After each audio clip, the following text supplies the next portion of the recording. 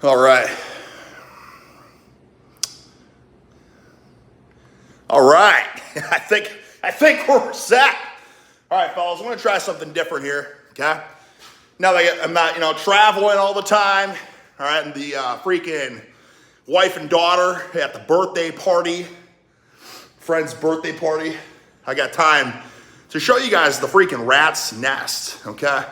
Now, obviously, I'm not a professional with this BS. I've done this 3 years ago, all right?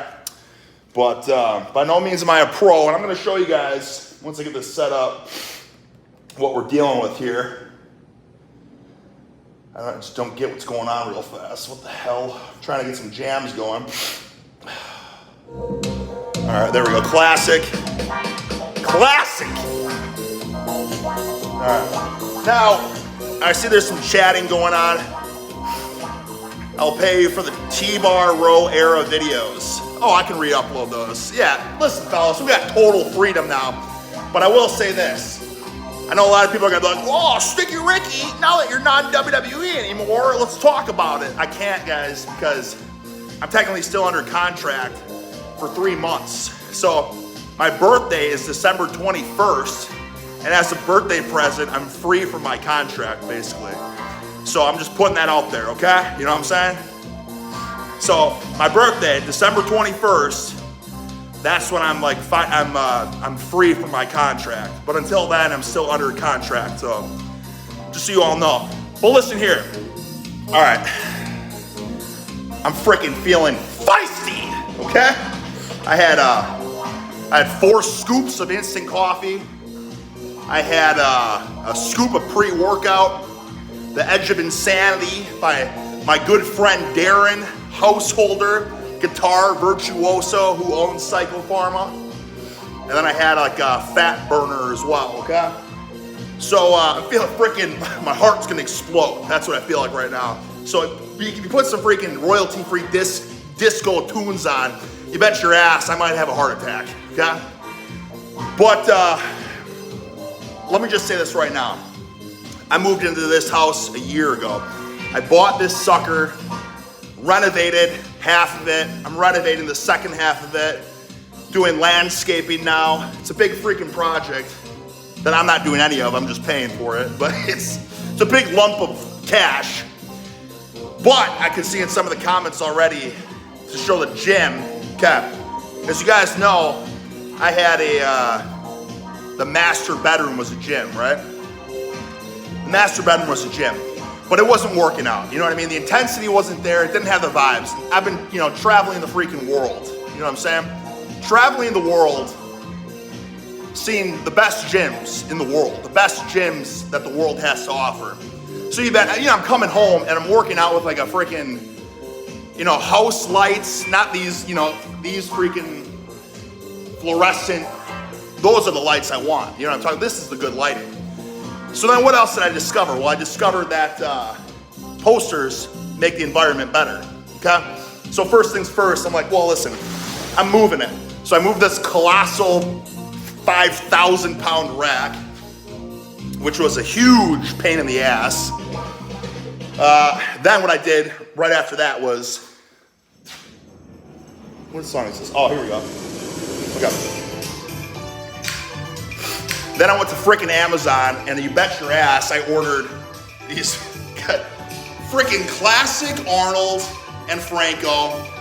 Then a disgustingly vascular, look at those disgusting leg veins. Look at that. Disgustingly vascular Phil Heath. Okay, where do we go to next? Then we go to the classic Franco. Now this is an interesting picture of Franco because you can tell this was like the 80s Franco. He's got this bulbous gynecomastia popping out from his pec. This is when he just got freaking next level, sickening, disgustingly vascular, plump. And then of course, here's the thing when you're ordering posters, fellas. The majority of the posters are freaking Arnold. And it's unfortunate, I mean, listen, Arnold's the king, obviously. Arnold's the freaking king. But I want freaking posters of like, I want freaking like Marcus Rule, you know what I'm saying? Disgusting, just bulbous cannonball deltoids. But all you can find is Arnold posters. See, like these ones were like one guy was selling these random posters for, you know, top dollar. But here's the, look at this, right? That's a cookie cutter picture, very cookie cutter. Every gym has that. This is my least favorite because every gym has that. Listen, I hate the fact that every gym, if everybody has something, I don't want it. You know what I mean? I don't want to be like everyone else. You know, classic pumping iron, that's a 6 shot, right? This is one of the custom posters I ordered. Thank you for the, Walter K, thank you for the super chat. I will just say this right away, guys, these super chat things, you know, much love, you know. I appreciate it, but like, if you're gonna start asking questions and stuff like that, I don't know how I'm gonna get around to doing it because I'm not doing this video to just chit chat. This is gonna be a freaking full workout video, you know what I'm saying? So you best get your freaking buns seated, you know, sucked down in a cup of joe, right? Because this is gonna be a long one, right? I got time. But look at this pic of Arnold. I got this sucker made, or this was like it's a more rare one, but I had to order this. Look at the freaking traps. Look at the, you know, voluptuous deltoids. Look at disgusting snake veins. Now that's a hell of a picture. Cookie cutter, that's a hell of a picture. I would buy that picture every day. But even more so, fellas, let's talk about something even, you know, more important. Look at this sucker right here, okay? Look at that, oh yeah. Big Louie, 90s Big Louie. That's the freaking, you know, that's the transformed, mutated Lou Ferrigno, all right? But I'm not done with the garage yet. It's a work, you know, honestly, I say I'm not done, but I'm probably done. This is the Rat's Nest 2.0. You guys know the Rat's Nest 1.0 was disgustingly messy and, you know, freaking chaos. Not organized one bit. And that's honestly probably how this gym's gonna end up too. Like right now already we have it's a bag of cat food, an empty bag of cat food on the ground. That's a start, you know? But let's look at what we're working with here. Check this out. That's an air conditioning unit that I bought because it's Florida and it's hot as shit, right? The garage is 100 degrees, right? It's a little cooler every day today, so it's probably only 86 degrees in here right now, but I bought that. I turned it on one day, I was like, oh, frick, it's hot, but I got the air conditioning. Dumbass didn't realize that it blows hot air out the back. So it has like it like says the temperature in the room. It was originally like 92 degrees in here. I left that thing on for like 10 minutes and it went up 2 degrees. So it was like 94 degrees then. So it's essentially a hot air blower. And of course there's like a vent it comes with to blow it out a window. I was like, I don't need that. I don't even care, whatever. But then I realized why it comes with that in the first place. So unfortunately, there's no windows in the garage. I mean, I could break one of the windows or something on the garage door, but there's no way for me to shoot the if anyone has recommendations on how to blast the hot air out of here when you don't have windows. You know what I'm saying? Okay. Then, this is just future plans, and then I really gotta start working out here. Some freaking heart is ticking and talking. This is an empty wall, just full of like disgusting glue, okay? There's gotta be just a bulbous mass monster on that wall. I don't know who it's gonna be yet, but it's gotta fill up that wall. My journeys around the world have proven to me that disgustingly bulbous mass monsters on the wall makes the gym much more effective. And then look at this, I gotta organize all this, you know, giant sandbags, incredibly, disgustingly engorged with cat fur that I'll never be able to use. Who's using this sandbag real fast? Let me ask you that. Who's gonna use this sandbag? You see how much cat fur is on that sucker? It'll be sneezing. Anyone can see the cat fur?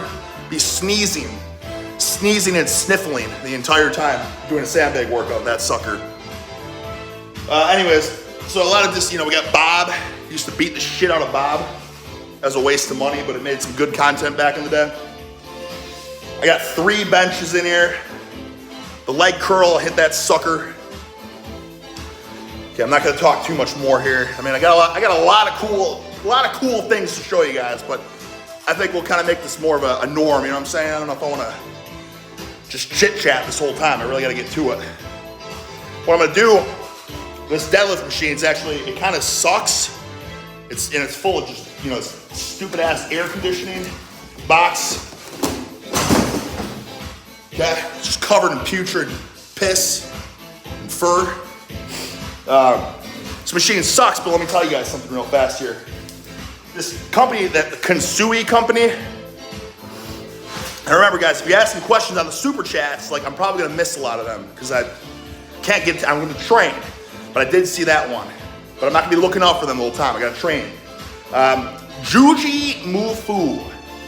I mean, I've texted with him back and forth a bit, but not much. I mean, he's a busy guy. I was an extremely busy guy. Now my life has changed, so we'll see how that will change with the times and the circumstances. So I'm sure I'll probably talk to him more moving forward. But anyways, these handles here, these like Kensui Swissies or whatever the hell they're called. At first, it's like these are, you know, pieces of shit. But then like I realized, okay, they make pull-ups, like, you know what I'm saying? Obviously, you can turn any bar into a neutral grip bar, but then you can turn any neutral grip bar into a freaking a moving pronated grip, or a freaking, you know, supinated grip. And you can move it freely to make your joints feel good. 1 rep max upright row. Perhaps, fellas. Today is not the day. I want to do a leg day, and I got so much freaking stuff to talk to you guys about, so I bet my wife and daughter are gonna get home and they're like, how was your workout? I'm like, I didn't even get started. They've been gone already for 3 hours, just so you know.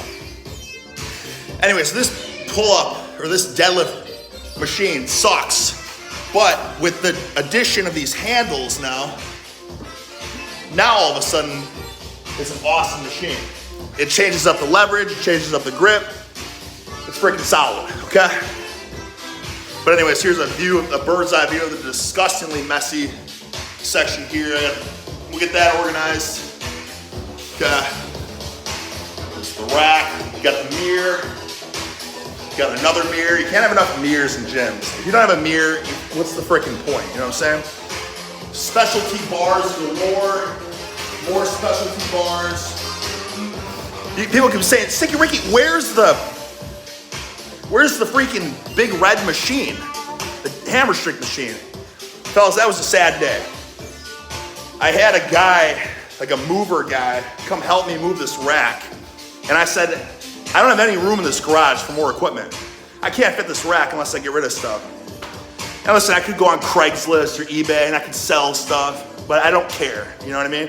I wanted this gym now. I didn't have time to wait.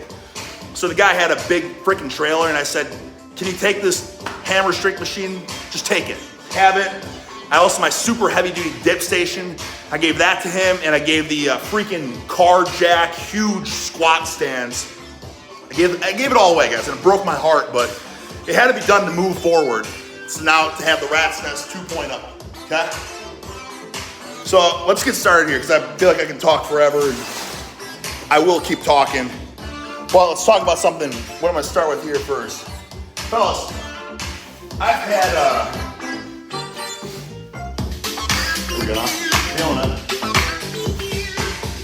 Frick, nowhere to put it. That freaking rocks, by the way, holy shit. That rocks. Oh, also I wanted to say, my neighbors are gonna absolutely hate me moving forward. They've had no problems with me because I've been lifting in the master bedroom, but moving forward, they're gonna be just absolutely disgusted and despise me, I guarantee it. I don't know if you guys can hear the bass. The bass is freaking cranking. Okay. I'm gonna start, fellas. I used to shit on it.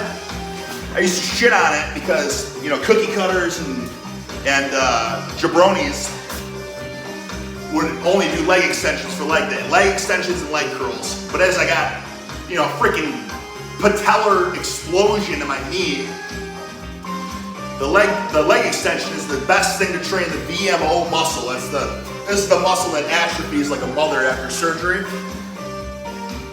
And like when you squat and deadlift and stuff, there's like, you know, freaking voluptuous quads and hams, succulent glutes, core, all that stuff's working So yeah, it hits your BMO to an extent, but it doesn't nuclear blast your shit, you know what I'm saying? So because of that, I have to do some leg extensions just to kind of, you know, freaking get that sucker hypertrophy to the gills. So this is like a rack attachment, this leg extension. A belt is a steel attachment. It's pretty cool because obviously it doesn't take up any space, it's footprint. The problem is the strength curve of it. Because you can see, it's almost like 0 to 60 with 1 rep. All right, I want to get this sucker set up here. But it's unique because most machines, they have even tension all the way through. This one has 0 tension, peak tension. So it's almost like a totally different beast than a typical leg extension. So, see? Okay, yeah, there's like just freaking no tension in the bottom. It's like a kettlebell swing though.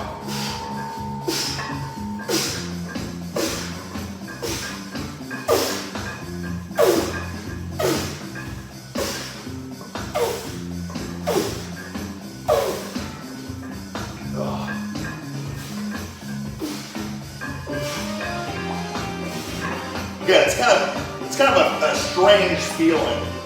You know, it's if you guys are looking for a leg extension at your house or your home gym or something, you gotta understand if you get this one, there's 0, you can see this, that's 0 tension. So the tension just starts from here to here. So it's good for explosion or some high reps, I don't know. It's all right. I just look at it as an activation tool anyways, before I get into squatting.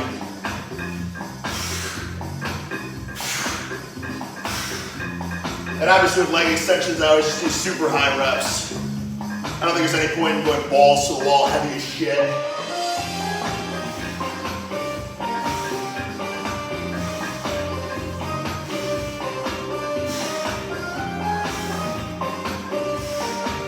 Just enjoy the music, fellas.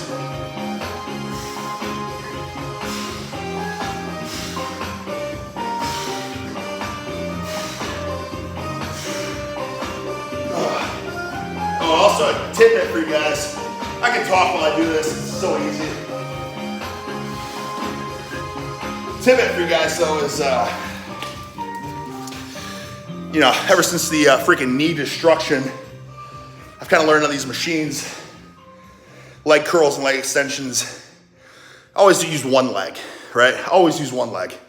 No point in going 2 legs on it because you don't realize it until you really start going left leg and then right leg, but one side's always 1 rep weaker than the other, so always, right?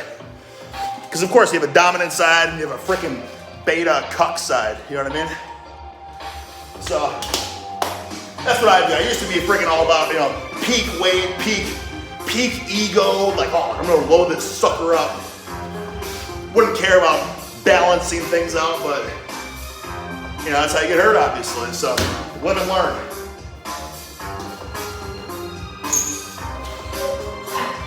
Classic Kevin McLeod. Oh, shit.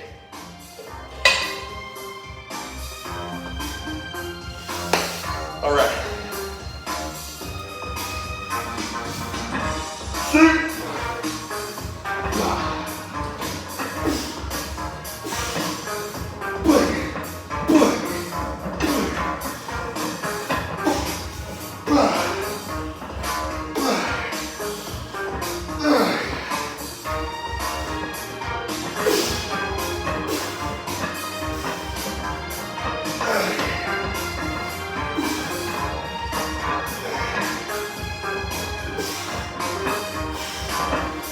One of my favorite things to do with the leg extension too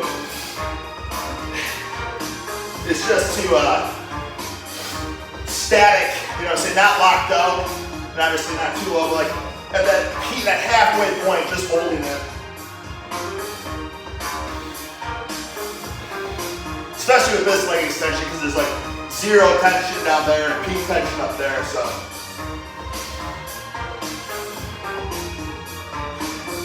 This is boring shit, I'm sorry fellas. It's just this is what I gotta do as I get older, you know what I'm saying? Before I used to just max out instantly.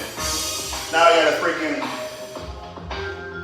well at least my lower body. My upper body's still untouched, you know what I mean?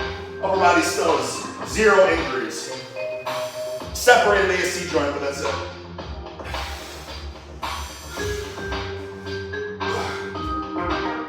What I do like about this one though is you can go real Tom Platt style. Freaking laid back. Kill me! Kill me! Kill me! Actually feels pretty good. Actually changes the tension a lot. And now I'm turning that sucker into a freaking abdominal exercise too. Fellas, this is what it's all about. This is why I love lifting. Because you just change one thing and all of a sudden it's a totally different beast. Okay? Fellas, probably worries that this freaking thing falls and I get myself a concussion. Well, check this out. Look at that. Oh, yeah. Kill me! Kill me! Kill me!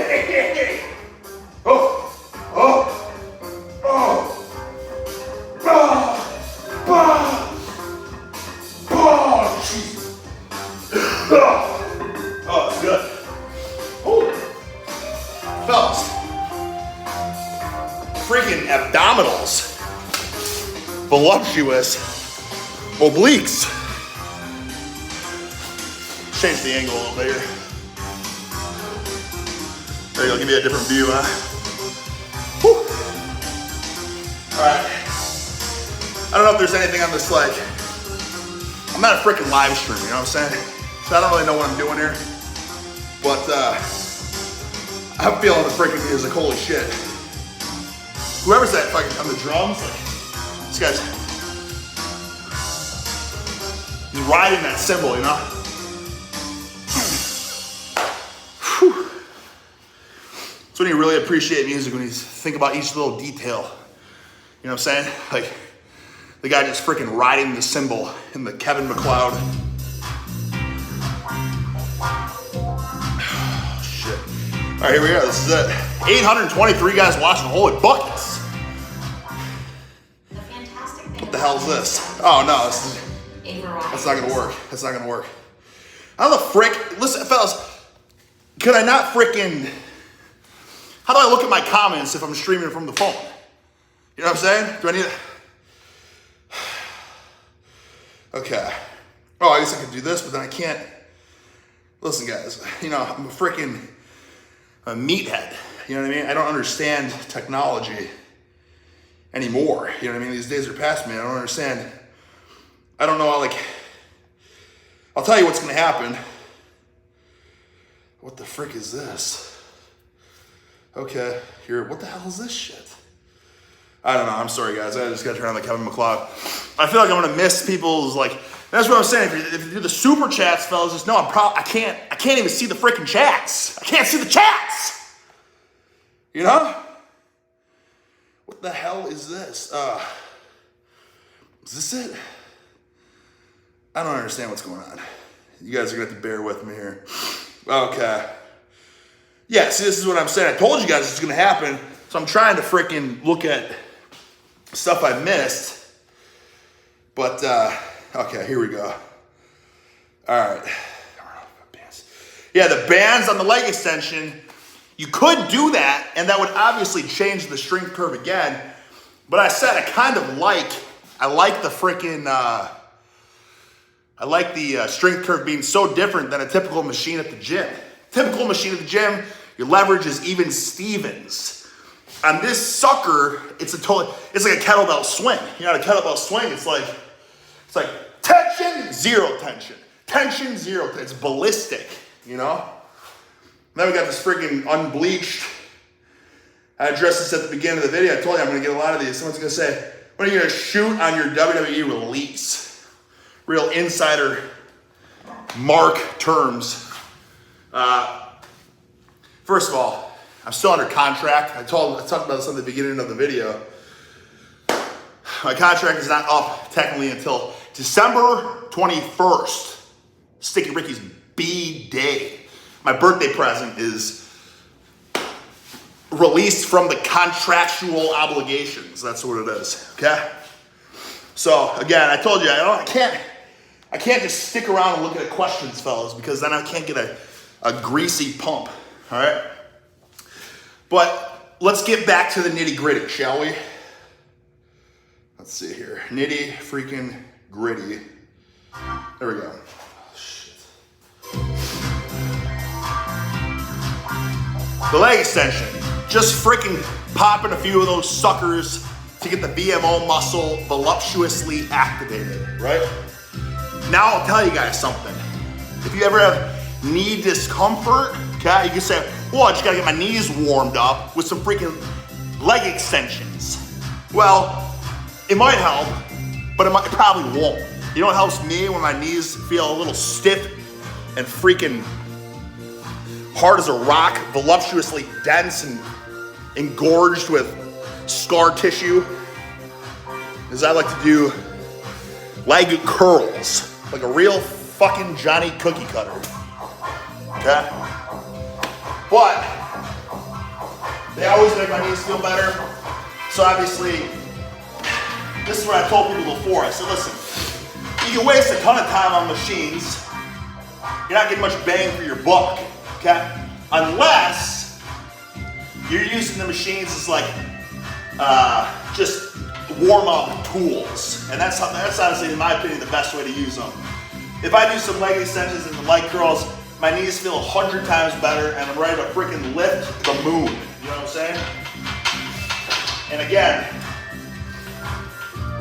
I always go single. See, those suckers are not even fellas. But I feel like when I tore my patellar tendon on my right leg, doing rehab, that's really annoying. I feel like I gotta grease that sucker up. Shut up. I gotta hold it up.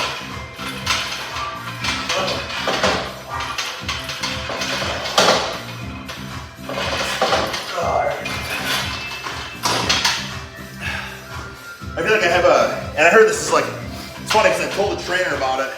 And I feel like my left knee doesn't feel good. So I tore my left knee felt like crap. And they're like, oh, you probably just have a slight tear of your meniscus. And I'm like, that sounds freaking terrible. And she's like, well, most people get them or have them, just little tears in your freaking meniscus. I don't know about you, but I want 100% joint integrity. But anyways, so now I get, depending on what I did earlier in the day or any circumstances, I'll get like just not a good feeling in my left knee.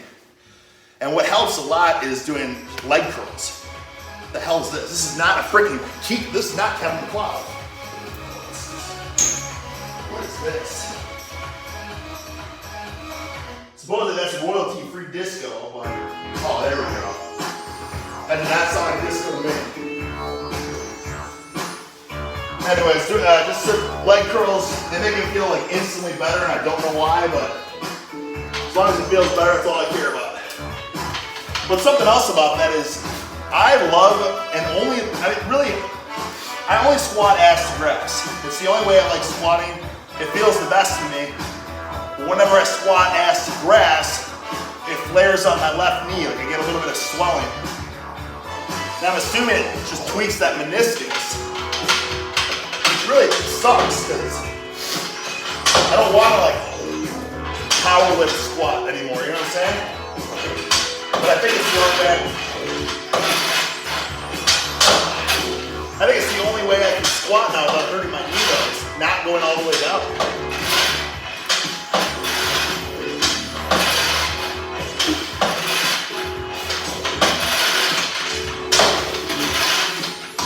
That's really freaking light. I need some olive oil in that sucker.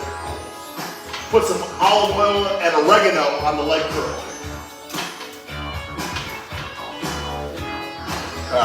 Just so I can keep this stream interesting for you guys, I'll take an extended break. Normally I would just Left leg, right leg, left leg, right leg, left freaking leg, right freaking leg, you know what I'm saying? But let's change up the scenery for a little bit.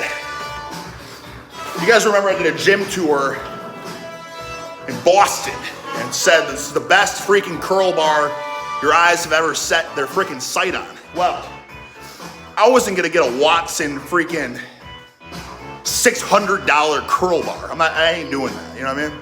But what I did do is I went to Amazon and I got that sucker right there. Now, is it as good as the Watson? Doesn't have the giant cushion, you know what I'm saying? But, doesn't have the giant cushion, but it is the same mechanism, you know what I mean? The same leverages. So, it was only like 100 and some bucks, right? I think it's worth it. And I'll show you when we do arm shit, but today's not arm day. Today is gonna be legs. And I'll tell you something, it's gonna, this is probably gonna screw up tomorrow because I'm gonna trap bar deadlift tomorrow. You guys have been paying attention to the freaking shorts, which I've really been on top of. I'm doing a trap bar deadlift. I'm trying to stay on the trend of trap bar deadlift every other day, okay? And 3 days in, Monday, so 740, 760 for 5, 780. That 760 for 5 really screwed everything up. If you're gonna do the specificity like that, I would keep the reps low, okay? 5 reps is too much, that's too many. But I think on Monday, I'm gonna blast it out to 800. But we'll see how this leg stuff messes it up. But I don't take days off, fellas. I never take days off, so, I mean, what are you gonna do, you know?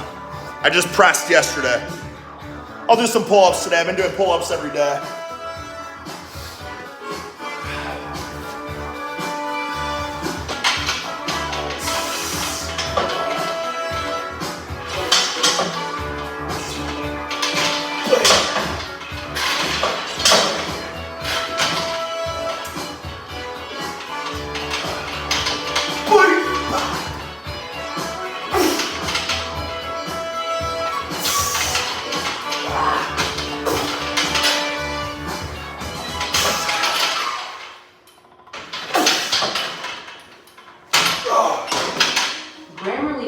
The hell is this?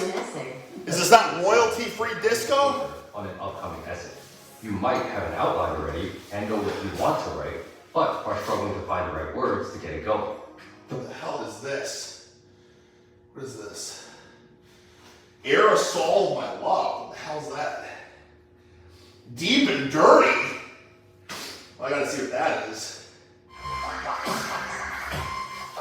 How is this disco?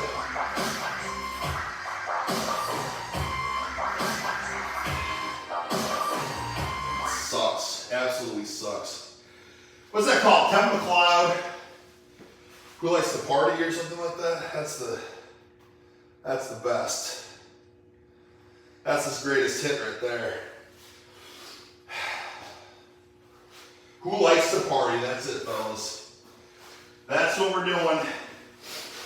I'm gonna max out this freaking leg curl to my greatest Kevin MacLeod. There it is.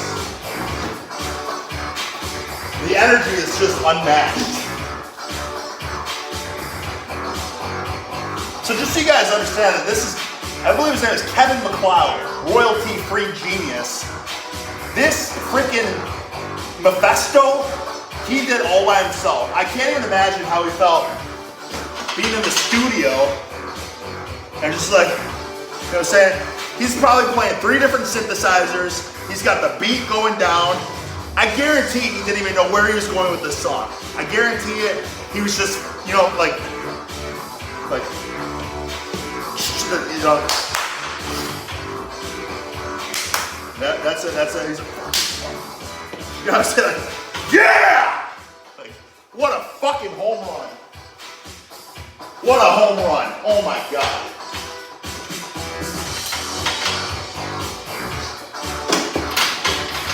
Oh! Oh! Oh yeah! Yes, Daddy! Yes, Daddy! God! Yes, Daddy!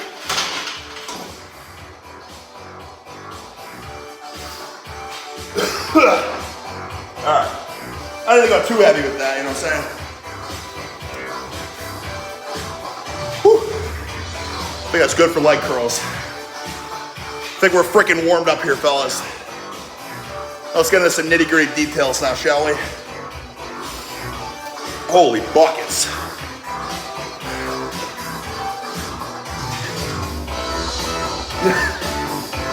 Whew. Okay. All right, the only thing that's annoying about this thing is I want to squat. I got to take this shit off. Oh, you know what else I'm going to do? I just talked about it the other day, how much I adore hip thrusts now. One good experience totally changed my perspective. So I have this cheap, shitty hip thrust, and you bet your ass I'm maxing that sucker out. Well, we'll do that after. Or should I do it before? Now, let's get your opinion. Should I hip thrust now or should I squat now? Squat or hip thrust? Squat, squat, squat, squat, squat, squat, squat, hip thrust, squat, squat, hip thrust, squat, squat, squat. Okay. Consensus is squat. All right. Couple hip thrusters in there. Oh, I'm sorry. The squat's one up.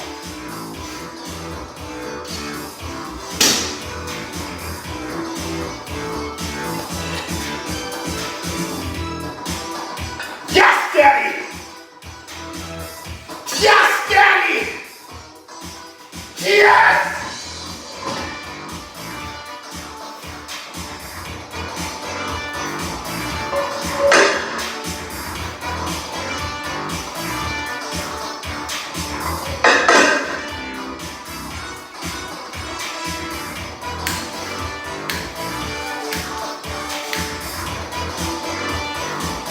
Look at shit!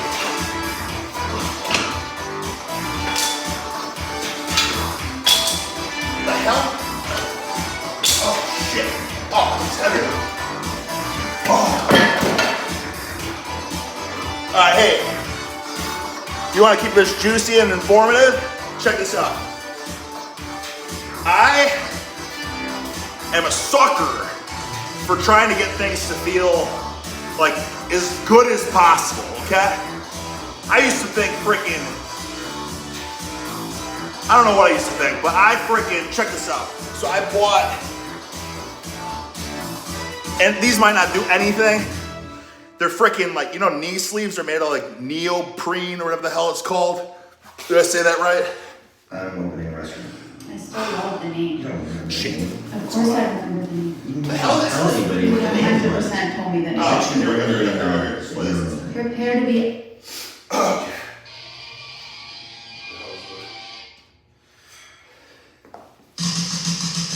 Yes, Daddy!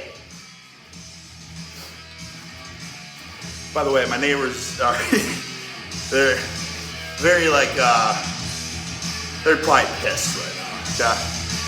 Because they're usually outside and, yeah, you know, yes. Okay, so, I was getting like spam emails from Cerberus or some shit. It's like, I guess like a strongman lifting company or something.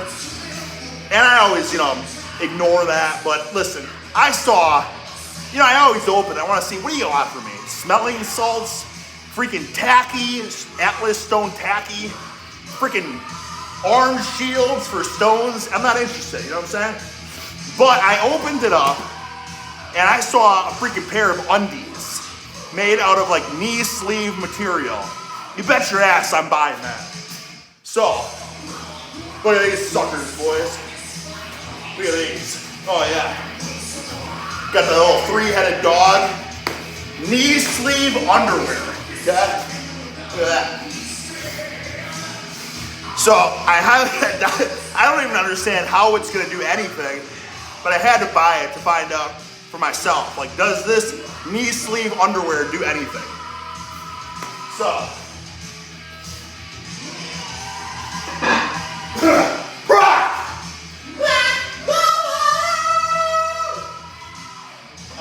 Shit, where are my clips? Ass time!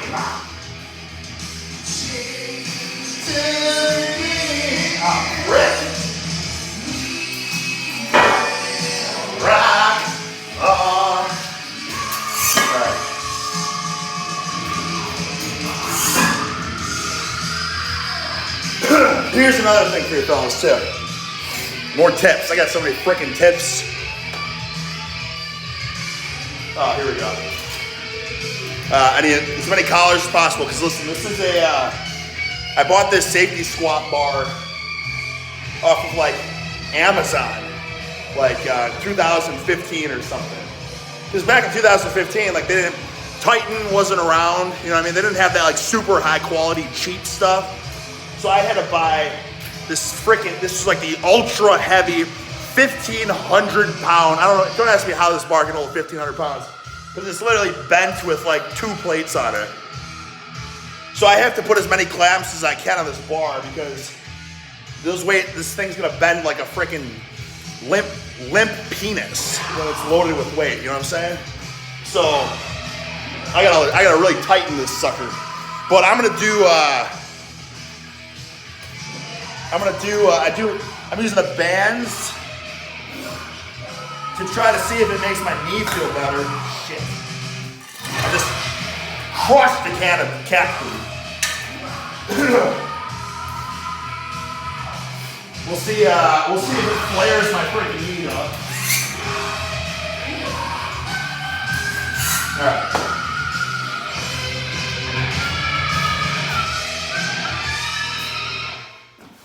Alrighty. Let's get fucking wild.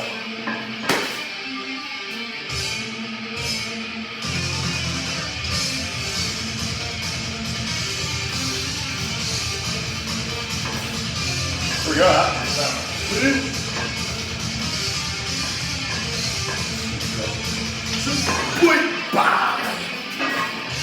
This bar sucks so bad. This bar sucks so bad. If I could buy it all over again, I would not.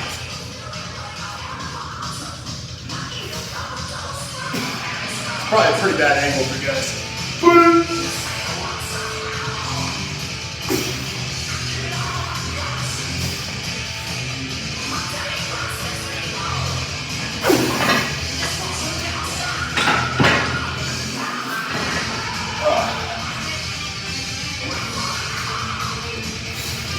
Alright, let's see if we can change the angle up for you guys.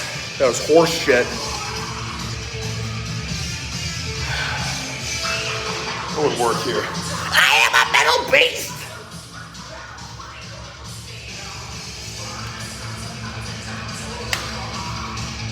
Hey, now that I got more free time on my hands, I think I'm gonna start writing some tunes, you know what I'm saying? You know, guys remember the Buffalo Dance? Succulent freak, quadless douche. Yeah, you know, we're gonna get back to that.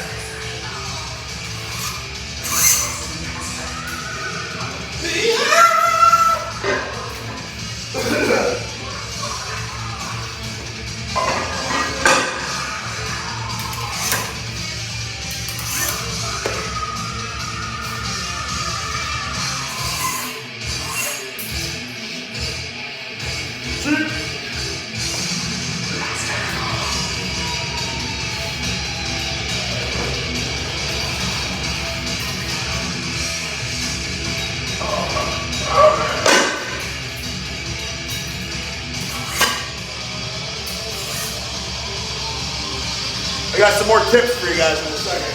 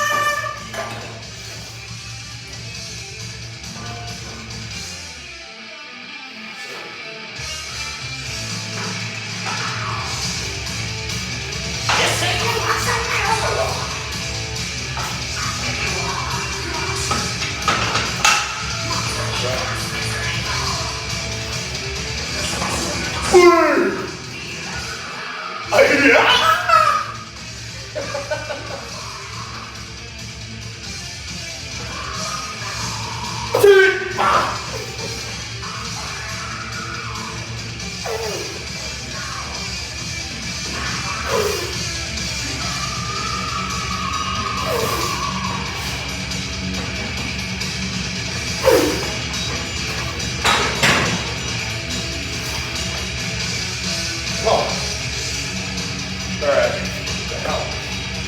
Alright. So check this out. We'll get to the tips, but this ain't a tip right now. So, I got this freaking horse cock of a rack that's like 200 inches long. You know? And it wouldn't fit the long way because of this freaking garage structure. Or would it? Maybe it would have had. Ah, shit. Maybe it would have fit. Ah, frick. But, you'd say, Sticky Ricky, why don't you squat like this way in the rack? You know how you're supposed to. But it's a freaking garage. So it's, the sucker's slanted. It's crooked. You know what I mean? The floor is crooked. So, luckily, this rack is, you know, pretty much even Stevens. So the bar fits that way, which is cool. Because this way I got freaking Amir and Franco with his voluptuous gyno looking back at me. Is a metabolism. Okay? But then again, here I have Phil and Arnold looking back at me. But here I have freaking Louie. You know what I'm saying? I guess I don't know what I'm trying to say, fellas, but my point is, there's more than one way to skin a cat, you know? Cardio burns fat, right? No. Oh, as you guys can see, I have an endless supply of ammonia, too, with the cat piss. Pretty good. You know, we joke about it, but it actually really does kind of fire you up. I came in here the other day feeling, what the frick is this commercial? Why most weight loss attempts fail within the first 3 weeks. The truth is that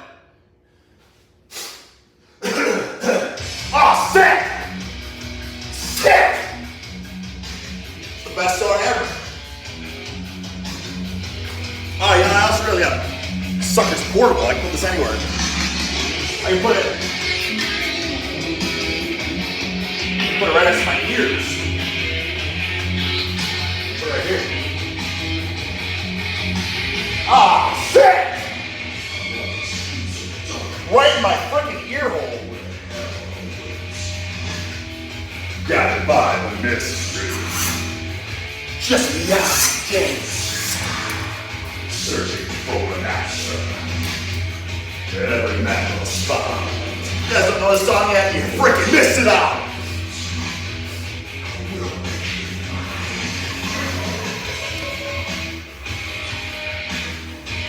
You guys want some tidbits? You want some tidbits? Goodbye, babe. Goodbye, love. Yes, Daddy!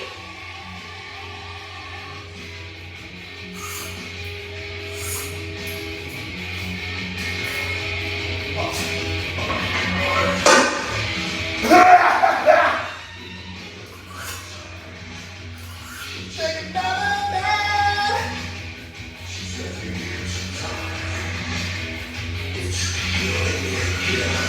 What is this stuff? What is this?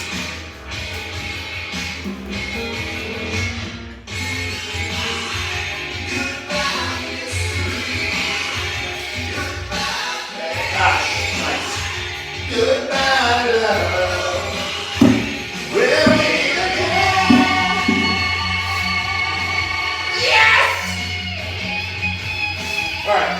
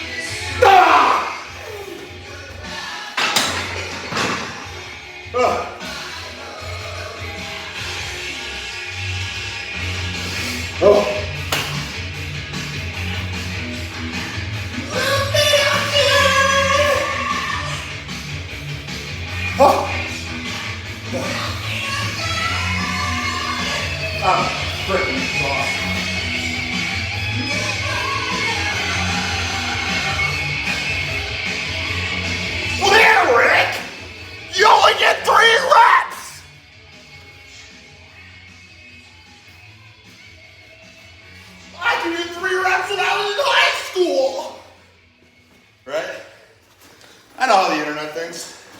I've been around long enough. Do you think you'd be happier as a boy? The hell is this shit? My mom would. The hell? Oh my god. Oh. Hey, I guess I got a freaking golden tidbit for y'all. Golden tidbit. Always drink, have a freaking gallon of water. You know, I often get asked, do you drink at least a gallon of water a day? And I'm always like, yeah, of course. Gallon's easy. And then I think about it, it's like, well, shit. I mean, I had 8 cups of coffee. Well, that doesn't count. You know, I had a freaking scoop of pre-workout. That doesn't count. Man, that puts you in a freaking net negative. So now I'm negative 20 cups of water. And then it's like bedtime. It's like I want to drink a gallon before I go to the bed. You know, bed, I piss my pants. So it's like, really, the only way, you gotta have the freaking gallon, you know? Then you know.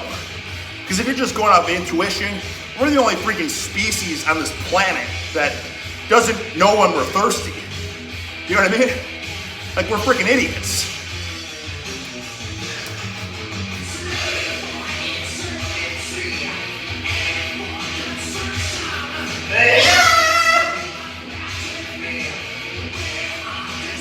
Oh, hell yeah. Here we go.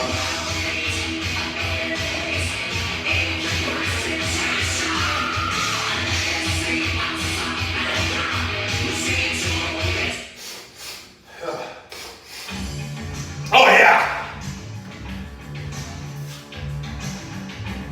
I can see where's meant to be. This is my freaking rocks! Yes, Daddy!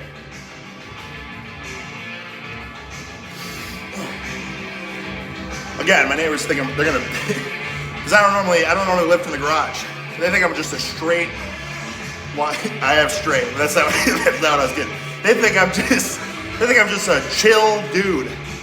But when I'm in the freaking rat's nest, oh, brother, that's when you can unleash the freaking, your soul. You know what I mean?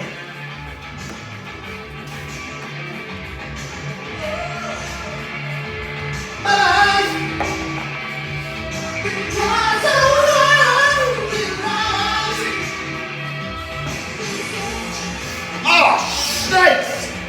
Hey, I forgot. There was so much shit I wanted to talk about that I totally forgot. When I bought the knee sleeve underwear, I also bought this bullshit because it was only 20 bucks.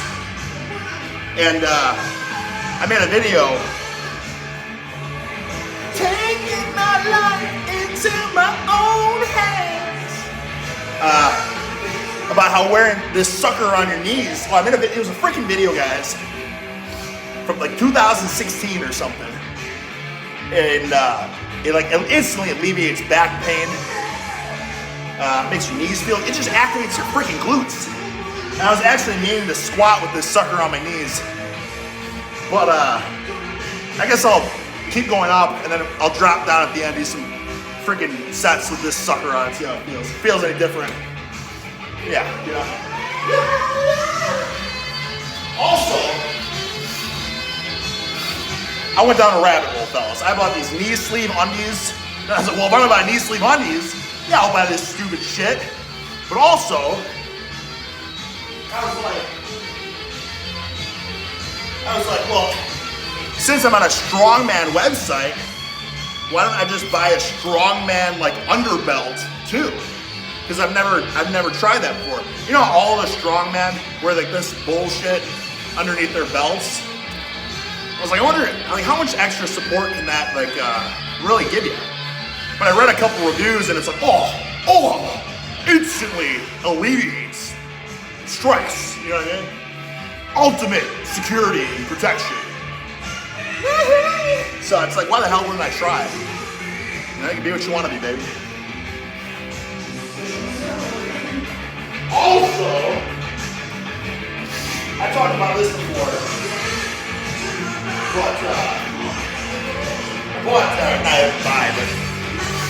There's something called tubular compression. It's like a box of just this cloth. Really, really thin, shitty cloth. What I've found, because I've tried knee sleeves in the past and stuff, and this cloth, fellas, like look at, I mean this is like nothing. You know, it's a sock. It's literally a sock. But you get a couple of these sleeves and you put them on top of each other, and it's not like thick like a knee sleeve, but the compression it provides is like untouchable for joint stability, you know? So like coming from someone with shit knees now, like I can't, yeah, you guys have seen videos of like, I deadlift sometimes without them, I deadlift with them, but I don't know why I deadlift without them ever, because they only make the shit feel 10 times better when you're doing it, you know? Oh, shnikes. So, I'm gonna put some compression on my knees instead of exploding my freaking knees. Because the thing is, oh yeah, after you have knee surgery, your knees never feel good. And I just need some warmth. So I'll go one sock per knee. Give me love! Give me affection!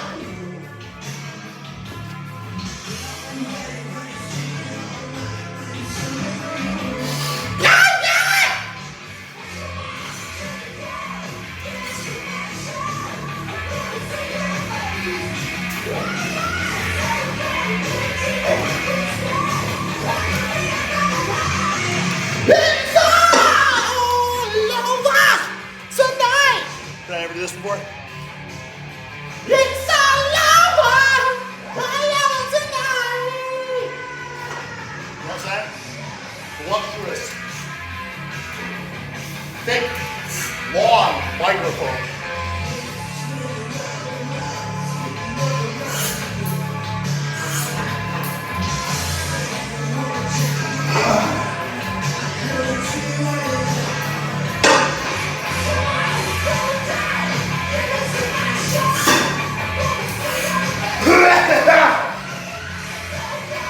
This workout's very distracting, having to keep you guys freaking, you know, entertained. Tonight, it's all over. Come on, stick!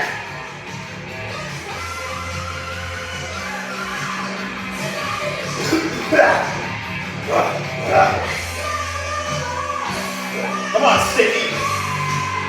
Come on, Sticky! Come on, baby.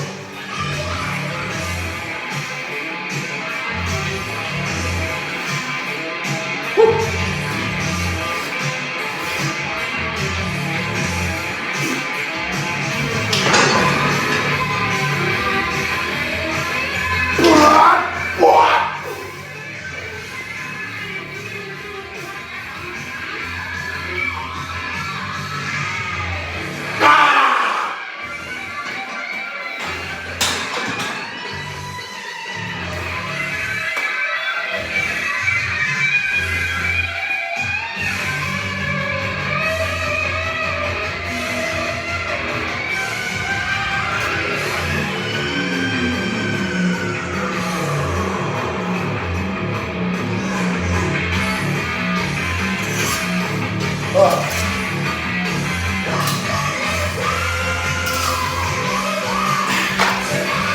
Now I know probably a common question is because, listen, I know there's new people to the channel and old people to the channel that, Eric, one rep won't build any muscle mass.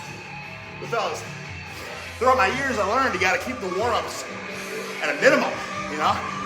Notice you're showing the junk volume as the scientific experts, you know, proclaim it to be. Junk volume. Why do you want to do junk volume, you know? So yeah. Hell's this? Oh, that's right.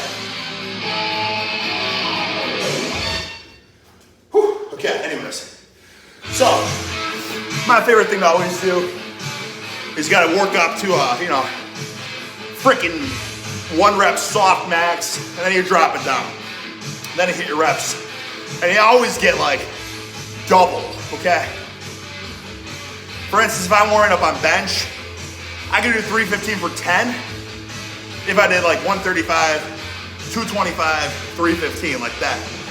But if I did 125, 225, 315, 405, or above, and then I drop back down to 315, I can do 315 for close to 20, okay? So, and that's no bullshit, that's legit. So that just shows you the nervous system's freaking peaked. Maybe the mindset's manipulated because you're like, I just horse cocked 100 pounds more, you know?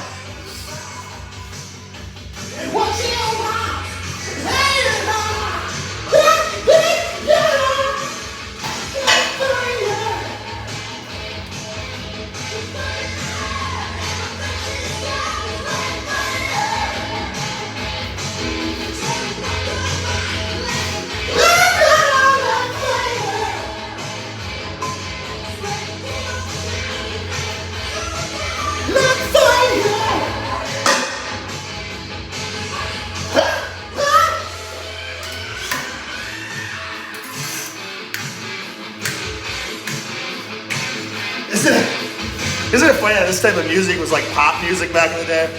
Like people would go to the clubs and like dance and shit, like the cool people, you know what I mean? What a hilarious, the world is a hilarious place.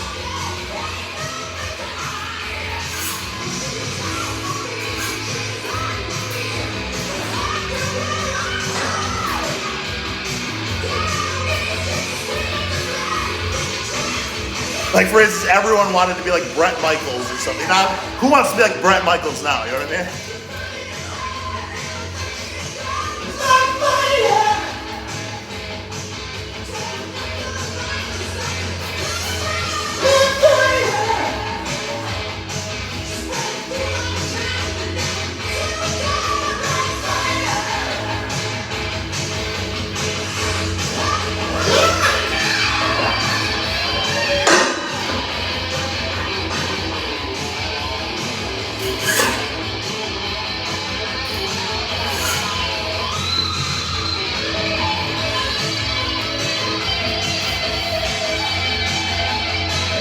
Let's go, Daryl! Let's go, Daryl!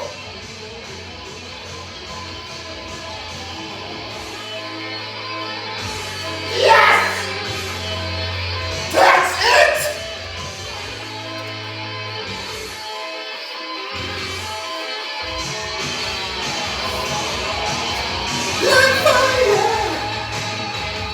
Oh, shit.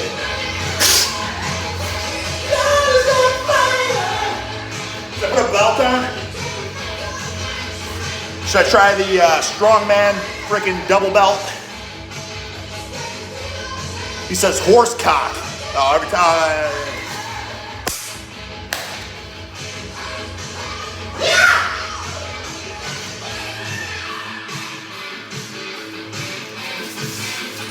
Come on, baby.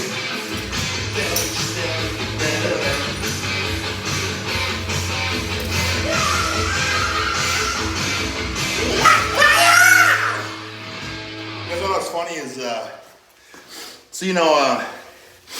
my whole WWE career basically, I just high-pitched screamed. That was my character, yeah! You know what I mean? And if you go back and you listen to, even if you go to say like my NXT debut, the freaking range I had, wah! You know what I mean?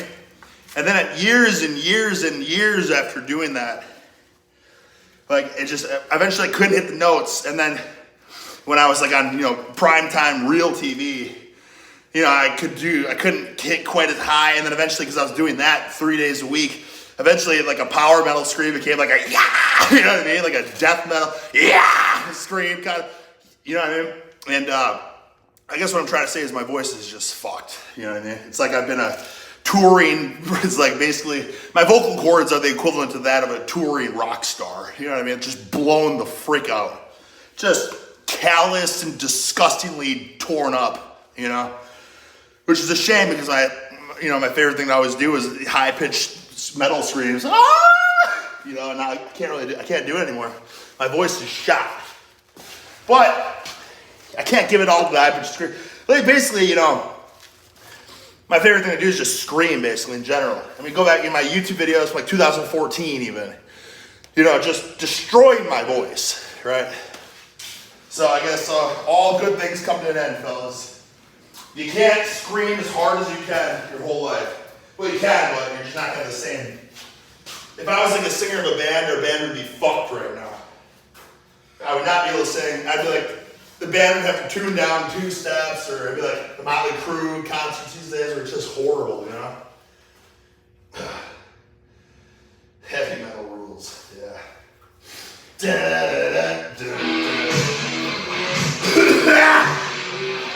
Heavy metal rules! Yeah! Oh, shit. Here we go, baby!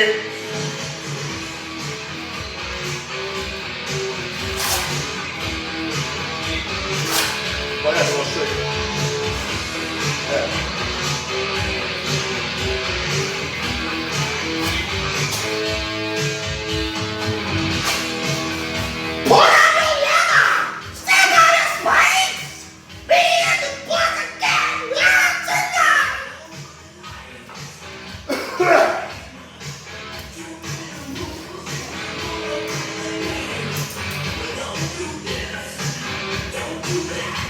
Come on, stick.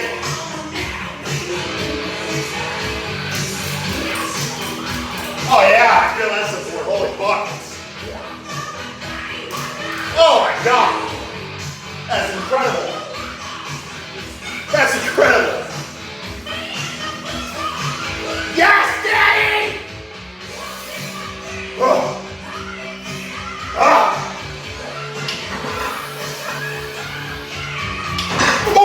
Oh, frick!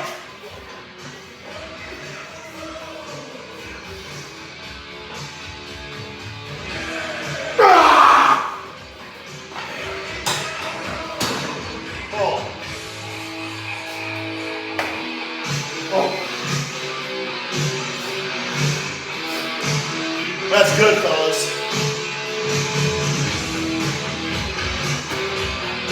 That's good. Holy buckets. I could feel like I could pick up the freaking world right now. Atlas Stone. Shit. That is a lot of support.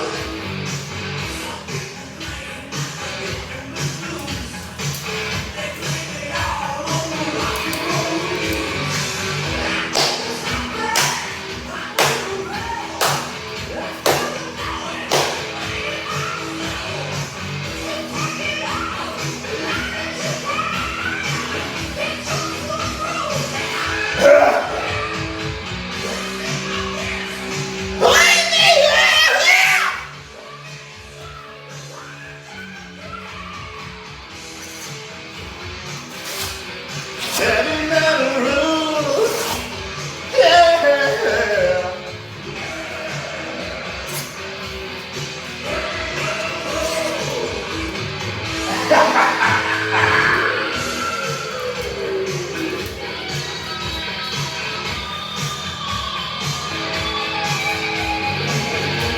Hell yeah, boys.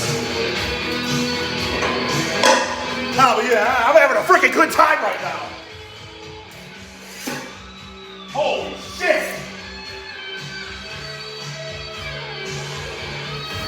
I got 891 eyeballs. No, that's not true. Shit. I got 1,782 eyeballs watching me sing heavy metal rules.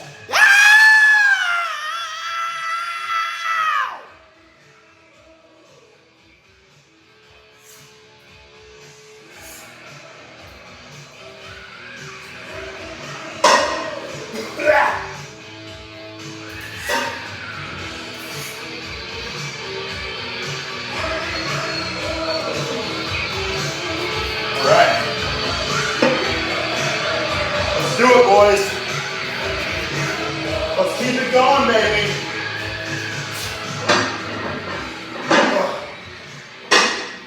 I told you, even with 2 clips on per side, double clipped, these freaking weights are sliding off.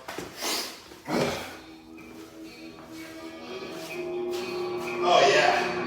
Only happy way. Oh brother, let's do freaking. Yeah, come on, eyes, baby. We are at war. Captain Come Marvel, on, we eyes. need you. Let's go, kid. Come on, kid. Here we go. Here we go now. I'm feeling it. I'm feeling fired up. Yeah.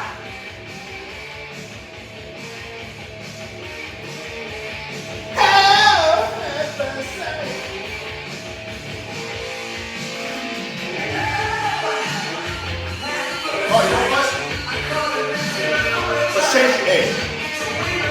I'm sorry guys, I've been neglecting. Let's change the angle here, huh? No reason you should be staring at the same shot the whole time.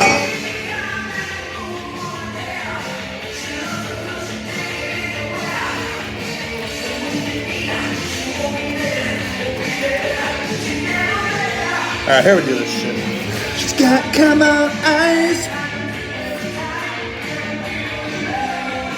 How about this? Come on, baby, what's going on here? Woo! She's got come on eyes.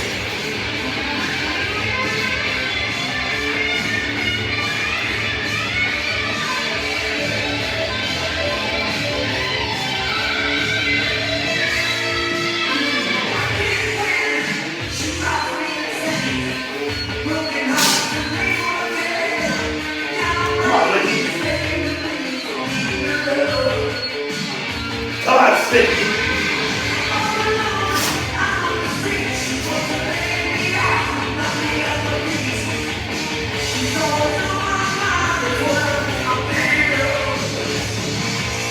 Yeah!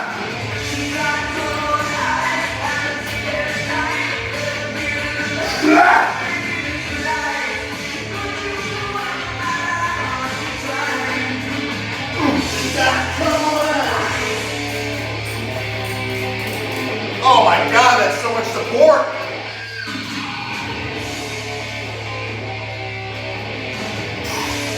Is that good? Oh!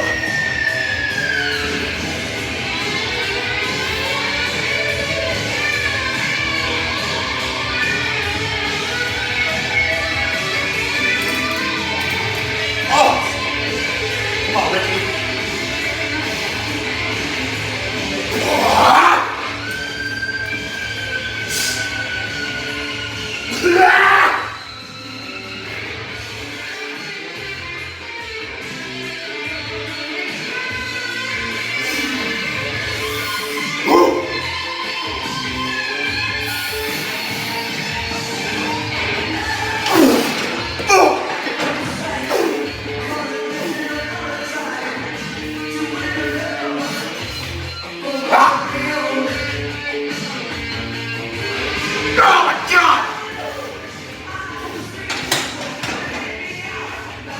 Got scared on that one, huh? I pushed out. See that? You know why? I freaking.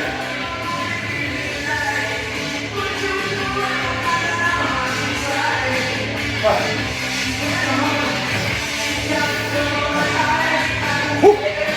Fellas, the hardest thing is when I get hurt. Really hard to push it 100%. Like you can see, like that.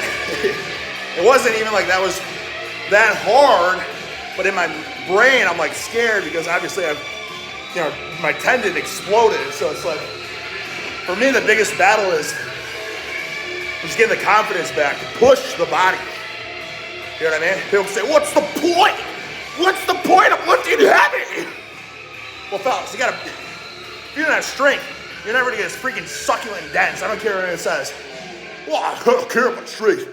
I just want to look like I'm strong. That's bullshit, okay? That's bullshit. Yeah, you mean to tell me But, you've been here all this time? Yeah, I've got, We had a bath. I think like We pissed the pants. 6, no, it wasn't 6, maybe 5 months ago. The hell are you doing to me? 5 months ago. Oh yeah, that's it. 5 months ago. Christ. Okay, let's pause this for a second. The jam. Oh, come on! What are you doing? Jesus. Shut your ass. Okay. 5 months ago. And so this is, I was like, so I had surgery April 2022, which tendon surgery, fellas. The tendon is, that sucker is hard to rehab. Okay? Meniscus, easy. ACL, easy. ACL plus meniscus, a little more tricky, but a freaking tendon is very hard. To get the explosiveness back, you know what I mean? So I had surgery in April 2022, and it must have been probably like maybe January 2020. The first one, just 23, so like 9 months recovered, 9 months or something like that, post-surgery. And I got up to 495 for 3, as deep as I can go, hamstrings and calf squats. And I had more reps and I could go more weight, but it's just it's just a terrifying thing. Especially when you're like not warmed up and squatting body weight, feels like your knee's gonna explode from like the pressure. Like surgery is just brutal, guys. And it really does like change your life forever. Unless you work really, really hard, you're gonna get back to where you were, but most people don't. And most people don't need to, but I freaking, like lifting is my life. You bet your ass I'm gonna try to, you know what I mean? Like, so I can't quit. I just gotta do shit like, that's why I have the bands on, to get deep, to take some tension so my fucking knee doesn't explode. Because we're gonna get it back, fellas. We're gonna get it back, you know? See it. The super chat. I'm sure I missed a lot of super chats from you guys, and I really do apologize. I'm trying to be in the groove, and I can't talk too much. You guys talked about with, but anyways, I saw that. He was like, no, by all means, the cardio. I'm pumping sweat. You're pumping sweat. Our hearts are racing together. The euphoria is pumping, right? The freaking dopamine and serotonin is through the roof. You're looking at me. I'm looking at you. You know what I mean? But it's just hard, guys. And I guess that's why if there's anything I could preach, any message, it's just to basically warm up, like as hard as you can and as good as you can. I think that's it. Honestly, I blew my knee out because I wasn't warm at all. You know what I mean? Like, I was the first match of the show. So it kind of took me by surprise. The day goes by so quick. There's so much shit going on. And, some body weight squats, maybe a couple jumps, and that's it. And then you get in there and the ring's not stable, and I have a 500 pounds loaded on one side of on one leg, basically, walking backwards, so the patella's, it's freaking stressed as it can get. That could have been avoided by warming up 100%. 100%.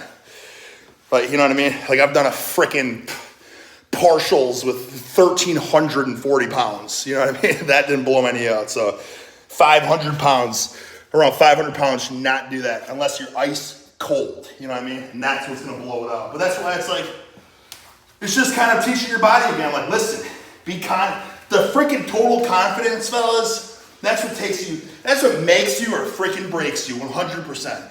If you doubt anything, like this, for instance, I'm scared to go heavier because it's just like walking backwards with weight. Like, it's just traumatic to me to unrack it, basically. First of all, it's just, that's traumatic because that's how I blew my knee out, basically.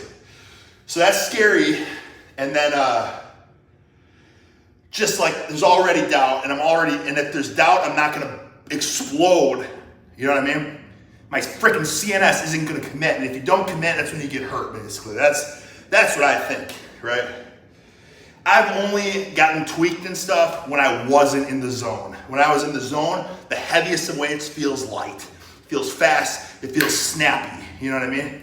But when you're not feeling it and you try, that's when you get fucked up, 100%. Anyways, I think I'm gonna drop it down a bit. I'll try that band around my knees and see if that feels good for like glutes and stuff. Also, I don't really want to go too heavy today because the whole point is I want to trap bar deadlift tomorrow and, you know, hit 800. So we gotta stay the course, you know? I don't want to fry myself, have freaking fried chicken legs, you know what I'm saying? So let's carry on, let's drop it down, let's put the band around and see how that feels. And then after that, I'll go full ham bone on hip thrusts, because I don't think there's any getting hurt with that. Oh yeah, here we go now. Here we go, kid.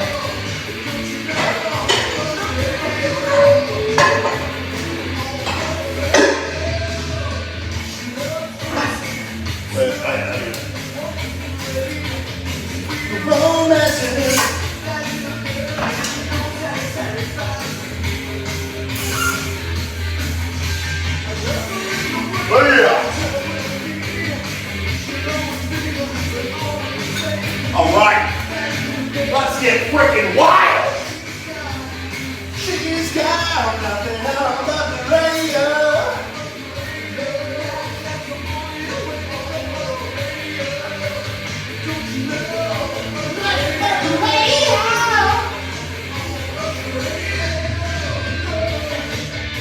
I don't know how this is gonna go. It's like soccer last year.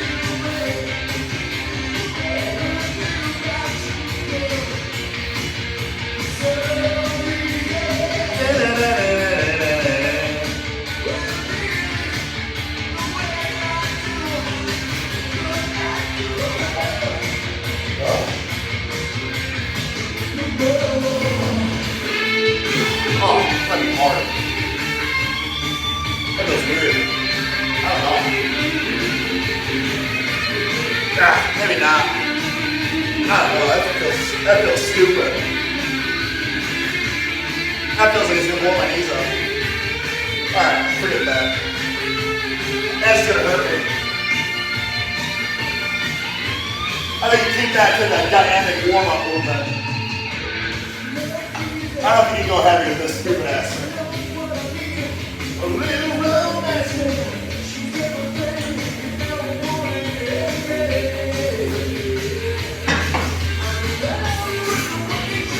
Come on, Sticky. Go.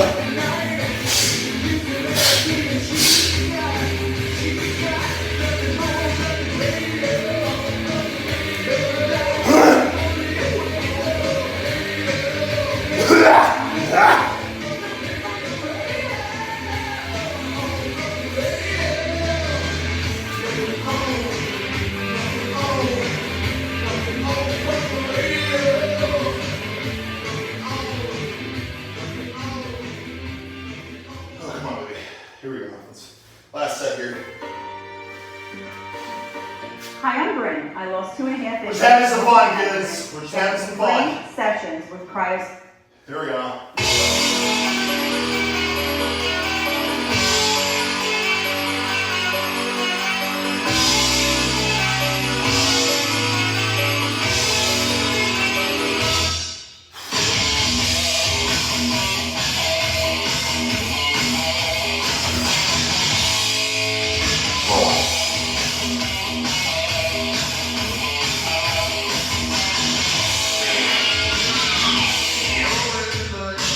Just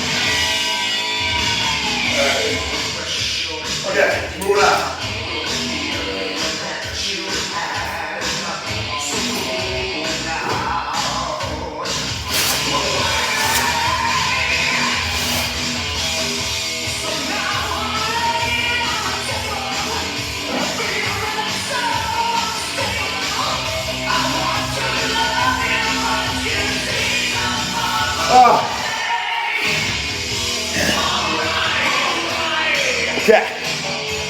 Let's finish with some hip thrusts. You know what else I haven't done in forever? Is waste my time using the thousands of dollars I spent on kettlebells. Which I think a kettlebell swing has a place. It is good.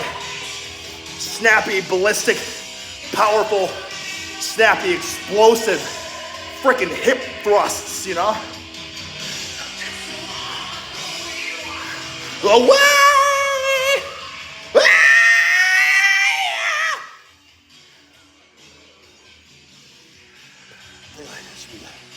Let's do that, shall we? That might be a good shot.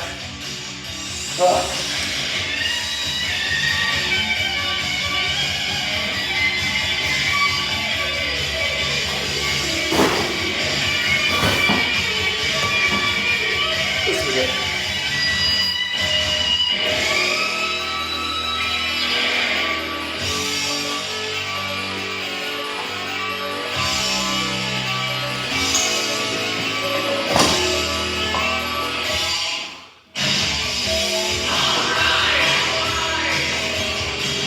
With me!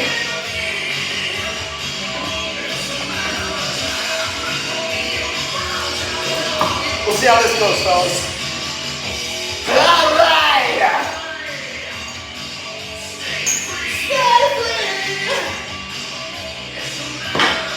This thing feels like a piece of shit compared to ones in the gyms.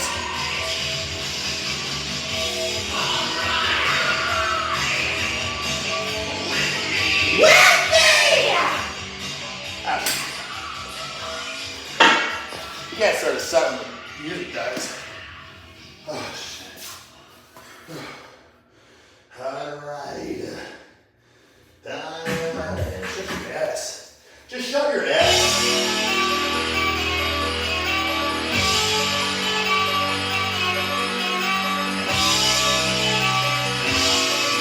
I think we already played this, so this is a 6 song. Thanks, honey. Wait, what has pizza? I'm hot, fellas. I'm sweating my ass.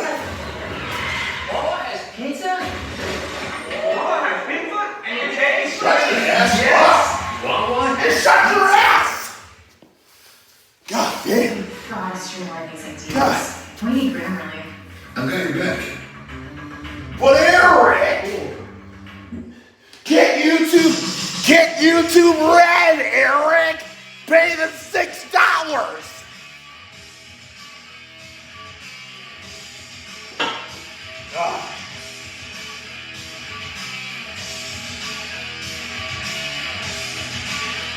Hell yeah!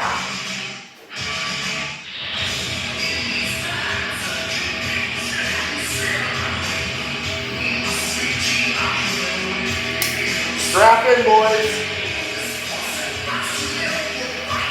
What the hell?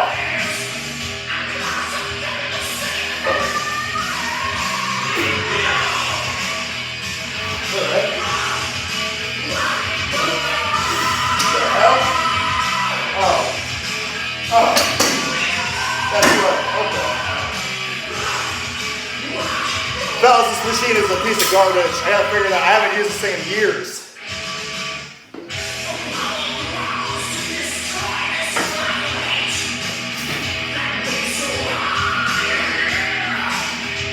For the handles.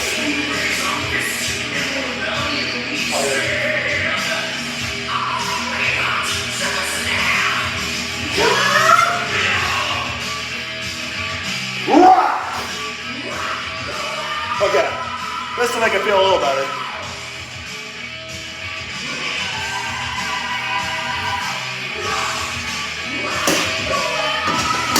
There we go.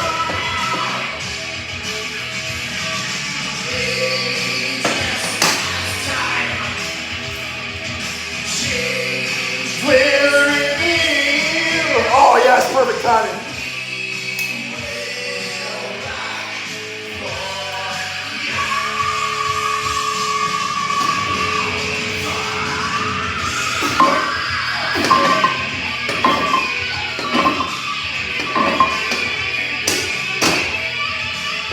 such a piece of garbage.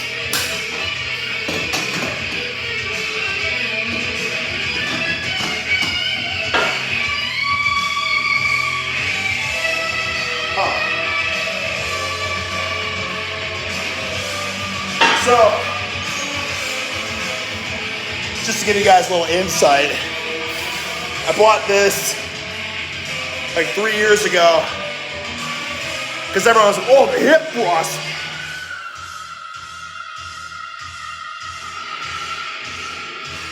The hip thrust will strengthen your deadlift like no other. So I was like, oh shit, I have to buy that.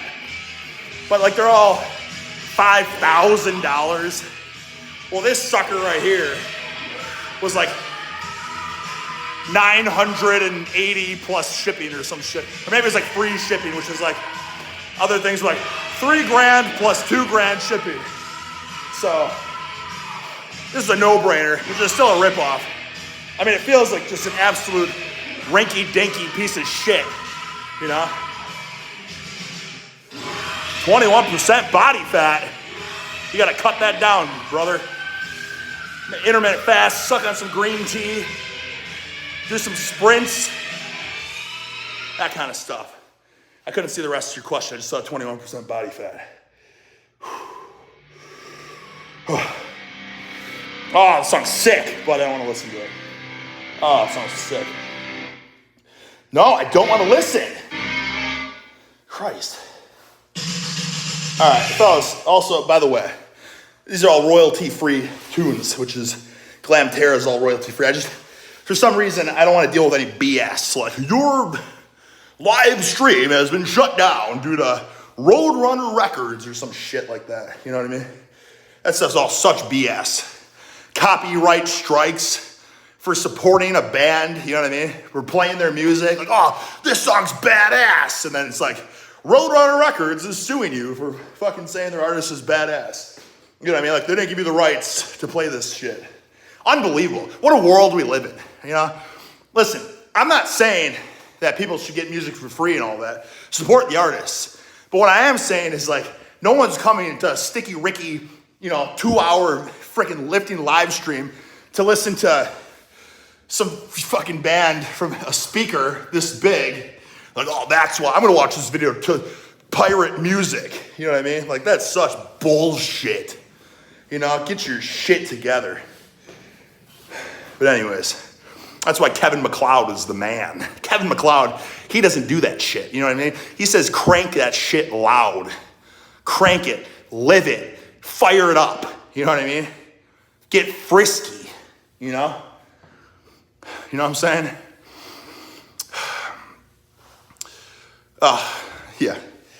Yeah, I don't know. I'm not reading the comments, guys, because there's too many. You guys are the freaking best community. I've said this numerous times. Best community. Everyone's funny. Everyone gets it. They get the intensity. They get the freaking mindset. Honestly, that's going to take you farther than anything else. It's just being a fucking confident horsecock. You know what I mean? That's what's going to take you farther than anything else. So yeah, volume versus intensity. Why not both? Okay? But if you got to do one or the other, you probably should turn the volume down and crank the intensity. That's going to get you farther. As long as you warm up well. You know what I'm saying? I think the lessons we learned here is don't just be a total Johnny Horsecock and just 1 rep max out of the gate ice cold. Get warm. Use the fly machine to stretch and loosen up your pecs and stuff before you bench. You know what I'm saying? But freaking attack the weight. Attack it. That's what's going to separate you. You know what I mean? Like, I remember when I was in high school, guys, I didn't always have the mindset. You know what I mean? I grew up, doing Arnold's Encyclopedia of Bodybuilding, pure volume, nothing about weights. You know what I mean? It was 3 sets of 20, 10 different exercises, 3 sets of 20. 0 intensity there. Just for, volume that takes you 3 hours to do. And then I'm a young lad in the high school, and the football team's just cranking the tunes. They're all cookie cutters, so they're listening to the System of a Down and stuff. Not to knock it, but you know what I'm saying? What do you want to turn it around?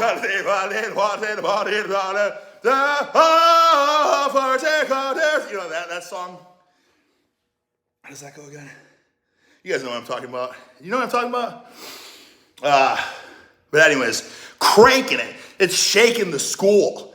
And they're freaking, just going heavy as hell on squats and bench. And then there's like the record boards and stuff. And it's like, oh my God, how do these guys squat 425 pounds? I couldn't even believe it. You know what I mean? Because I'm this Johnny Chicken Legs doing the Arnold program, maxing out at 185 pound squats. You know what I'm saying? Meanwhile, the football players are all swole because the coach is like just this fucking meathead, pimples all over his back, just screaming at these kids. They're just getting after it. I'm sure some of them hurt their backs. You know what I mean? Of course, it's inevitable. But, you know what I mean? And you ask me, like, what's more effective? Well, I mean, I've been on both sides of the spectrum, fellas. And intensity in every regard is going to get you a lot farther. You know what I mean? There's no easy, methodical approach to getting swole and voluptuous and horse cock strong. All that is just grit and, fucking getting after it, putting it all on the line, being scared for your next set because you don't know if you'll be able to do it or not. Like, that's what it takes to get to the next level. If you're not scared when you're going for your top sets, you're not pushing it enough, okay? And again, I'm not saying to like ego lift in the sense like, oh, you're gonna get hurt, like, you know what I mean? But it's just like, you did 5 or 10 pounds less, do it, you know what I mean? But do it in a safe manner, Like I wasn't even doing, I wasn't trying to go for all-time PRs and stuff here, but you know what I do? I always have safeties on, always. If I'm at the bench at a public gym, I will not max unless I'm in a power rack or something, because what's the point? Anything goes wrong, you're fucking dead. Or, somebody comes to spot you and people are idiots and they're gonna, decapitate you. Like, oh, I thought you had it, man, or something. You know what I mean? So much can go wrong. And before I get back to my hip thrust, let me just say something I find it's just like, pushing yourself is great and all that, but, and I don't know, I mean, I'm torn between this. I've had a couple people ask me for spots at the gym. They see I'm horse cocking weight, so they trust me with their life to spot them on bench. And to be fair, I probably could say, you know what I mean? I could easily upright row their weight that they're benching.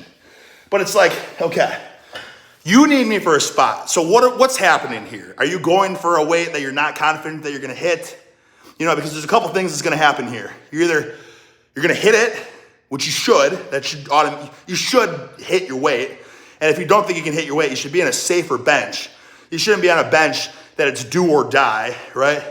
So that's the first thing that's gonna happen. There's 3 things. You're gonna hit it, or you're not gonna hit it, and you're gonna need me to lift it. Now, if you need me to lift it, that means you're failing, and you could tear a pec or something like that, because you're gonna have to press as well. I'm not gonna curl your weight up. Or if you're not pressing, you expect me to curl your weight up, I could tear my bicep or something like that. It's just a stupid situation, which, again, I'm not saying you shouldn't ask people for spots when, you're in a situation, but this is things to think about. Like, I don't understand why more people don't, if they're going for maxes and stuff like that, just take a power rack. You know what I mean? Get out of this shitty, old school, hammer strength, flat bench with no safeties, with one adjustment, you know what I mean? Where it's tear your rotator cuff trying to unrack the weight because it's in such a bad position. Just find a power rack. I feel like most gyms have them. And it sounds like, oh, you're gonna squat you're gonna bench in the squat rack.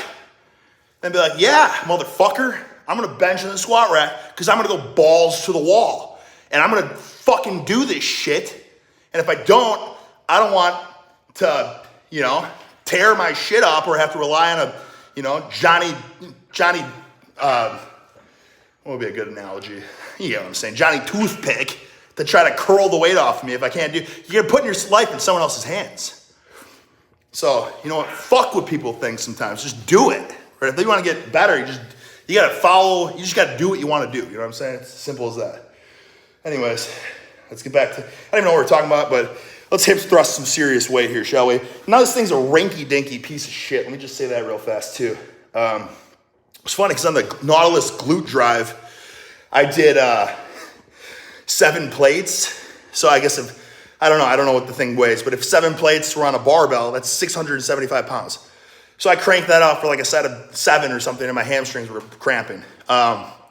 What's funny is I Googled that machine just to see if there were other ways to put more weight on it. And I think it says if you Google Nautilus glute drive, it's like max weight capacity, 340 pounds or some shit, 360 pounds.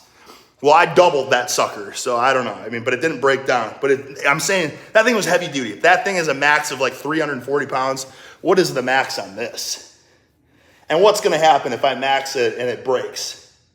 You know what I mean? Like what is, you know what I mean? What's gonna happen with this? Does anyone have any ideas? Should I do it? Should I just go for it anyways? I mean, let's do it, whatever. Let's do it. I'm trying to get voluptuous glutes, snappy horsepower quads and cams and hip drive. You know? Okay. Oh my God. I feel like I've been in this garage forever. I'm dehydrated. I've had no water. I'm starting to get chills, which means I've been, I'm probably heat stroke right now. But it's all good, fellas. Heat shock proteins. I don't know what they do, but I know they're a thing. So let's work those heat shock proteins. Intonation is adjusting the length of each string so that the notes are accurate on each. All right, what's this? Oh, yeah. All right, here we go.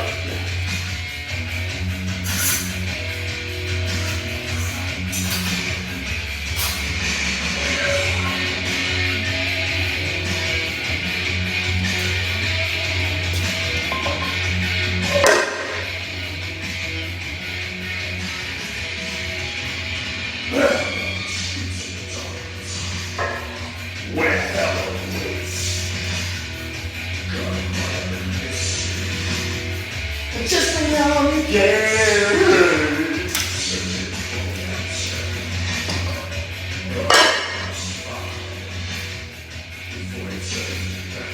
Oh.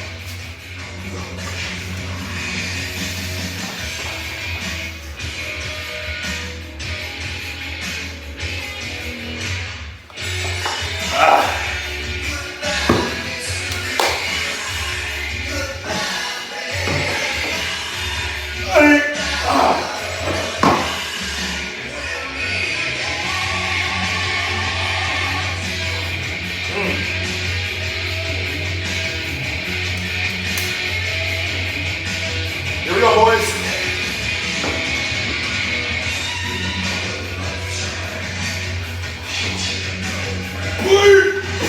Oh, that's better.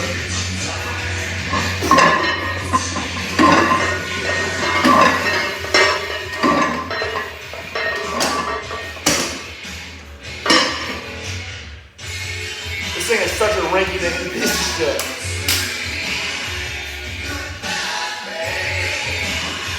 Goodbye,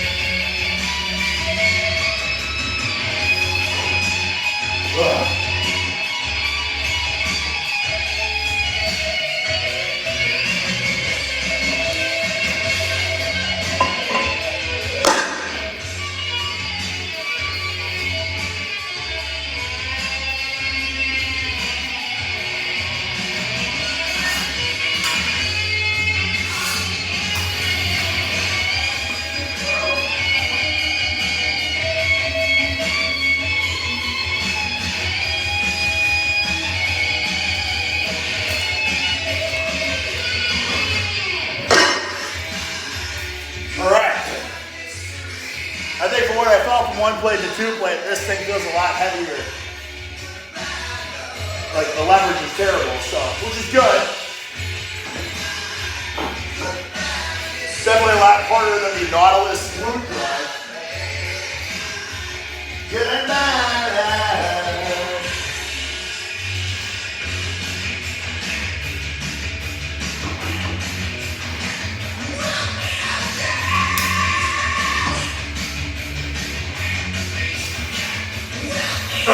seatbelt party. Yeah, what a piece of shit. Get in there.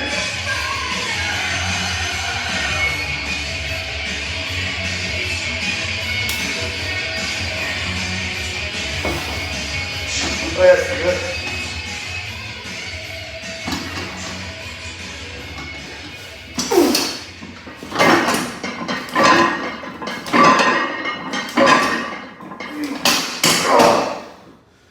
Oh.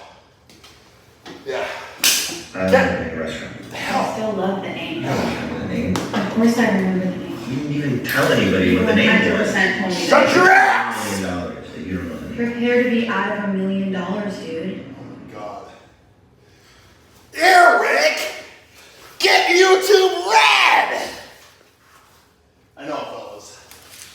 What's a man supposed to do? I already got Spotify. You know, I got Apple TV, Paramount Plus, Peacock, Netflix, Hulu, Spotify, I don't know. There's like a freaking million streaming services I'm paying for. You know, you guys get what I'm saying. How relatable, you know? It's such horse shit. You know? Because you watch one movie and you can never cancel again. You don't even know. It's $5 here, it's $5 there. You know what I'm saying, guys? When really all you really need is Netflix. A lot of those streaming services are just absolute horse shit.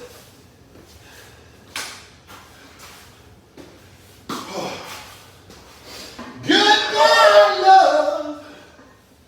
I'm just about done here, fellas. This machine is just a rickety piece of shit. You know, but we're gonna see. We're gonna push it. It was funny though because I remember once I did this machine. Once I did this machine with like, I don't know, five or six plates, which this machine is like so much different than the Nautilus one. And because obviously I check my YouTube channel, so like, you know, all the Eric Bugenhagen stuff, like it's recommended to me. Obviously, I would hope it is, right?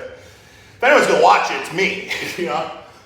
But anyways, there's like another guy that uploaded like, Mogging Eric Bugenhagen, doing like, you know, 5 or 6 whatever plates on the Nautilus hip drive machine for like 1 more rep or 10 more pounds or something like that. I don't even know what it was. But it's like, brother, it's one thing to compare your free weight lifts with other people. But if you're gonna compare a machine to a totally different machine, that's the dumbest shit I've ever heard. He only did 500 pounds on the you know, Hammer Strength Smith glute drive. I did 600 pounds on the Body Masters hip power, you know. It's like, what the fuck are we even talking about here? What are we even talking about here? Gotta love the internet.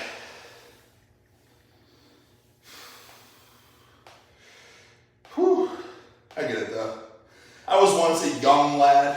I understand. Well, if people watch him, it must be because he did X amount of weights on the hip thrust machine. I can do more weight on my hip thrust machine, so I should get more followers. It's like that logic.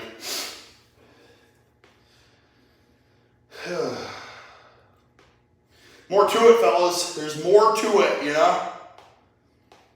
There is more to it. Brother, what are we, oh, here we go. I haven't listened to this one yet. Here's a classic. Absolute royalty-free classic. Thanks, honey. God damn it. Put here, Rick! Wawa has pizza. Get YouTube red! Big fresh? Alright, here we go. 4 plates. Let's see how this feels. Oh.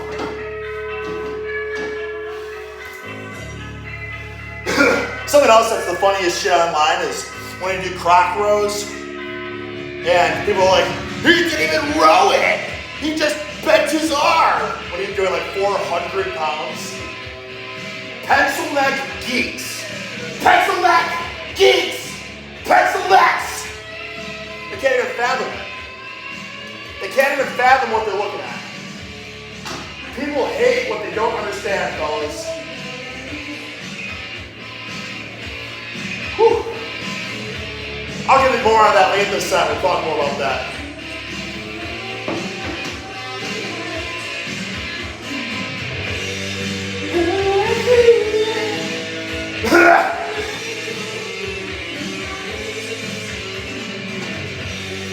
Come on, Titan, you son of a bitch.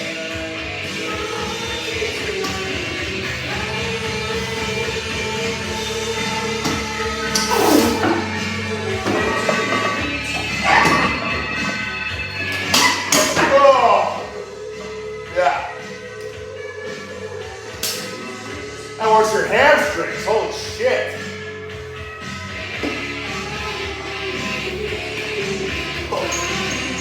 Woo!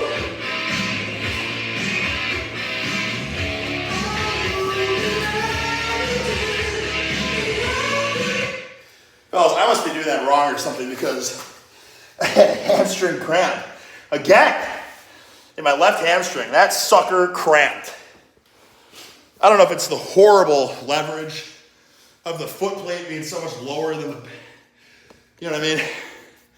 Something, this design is just brutal. But I guess I'll put it in perspective. 7 plates per side on the Nautilus glute drive for explosive easy set of 6 or 7. 4 plates here for 3 explosive hamstring ripping reps. So that's a good one. I mean, it feels terrible, but again, if it makes your hamstrings tear, it's got to be pretty freaking intense. Okay, let's get back to those croc rows though. If any of you guys ever rowed heavy, you got an adjustable dumbbell or anything like that, and you put, start putting 200 plus pounds on 200, 250, put 300 pounds, 350, put something like that on. Try to even lift it a centimeter. You know what I mean? Pencil neck geeks will not understand how much actual horsepower that he didn't retract his shoulder blade. You know what I mean? Anyways, guys, I have a heat stroke. I'm like, it's hot as shit in this garage and I'm cold. So I think I'm having heat stroke at the moment. I brought a gallon of water in here. Brought a gallon of water in here and hardly drank any of it. So I think I'm extremely dehydrated.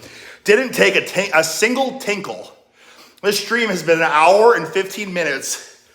I drank coffee and pre-workout, so a lot of diuretics. Didn't take a single tinkle. The shirt is sucked onto my skin. Sucked onto my skin. I said I was gonna do pull-ups, but I honestly don't really care. I think I'll pick those up tomorrow.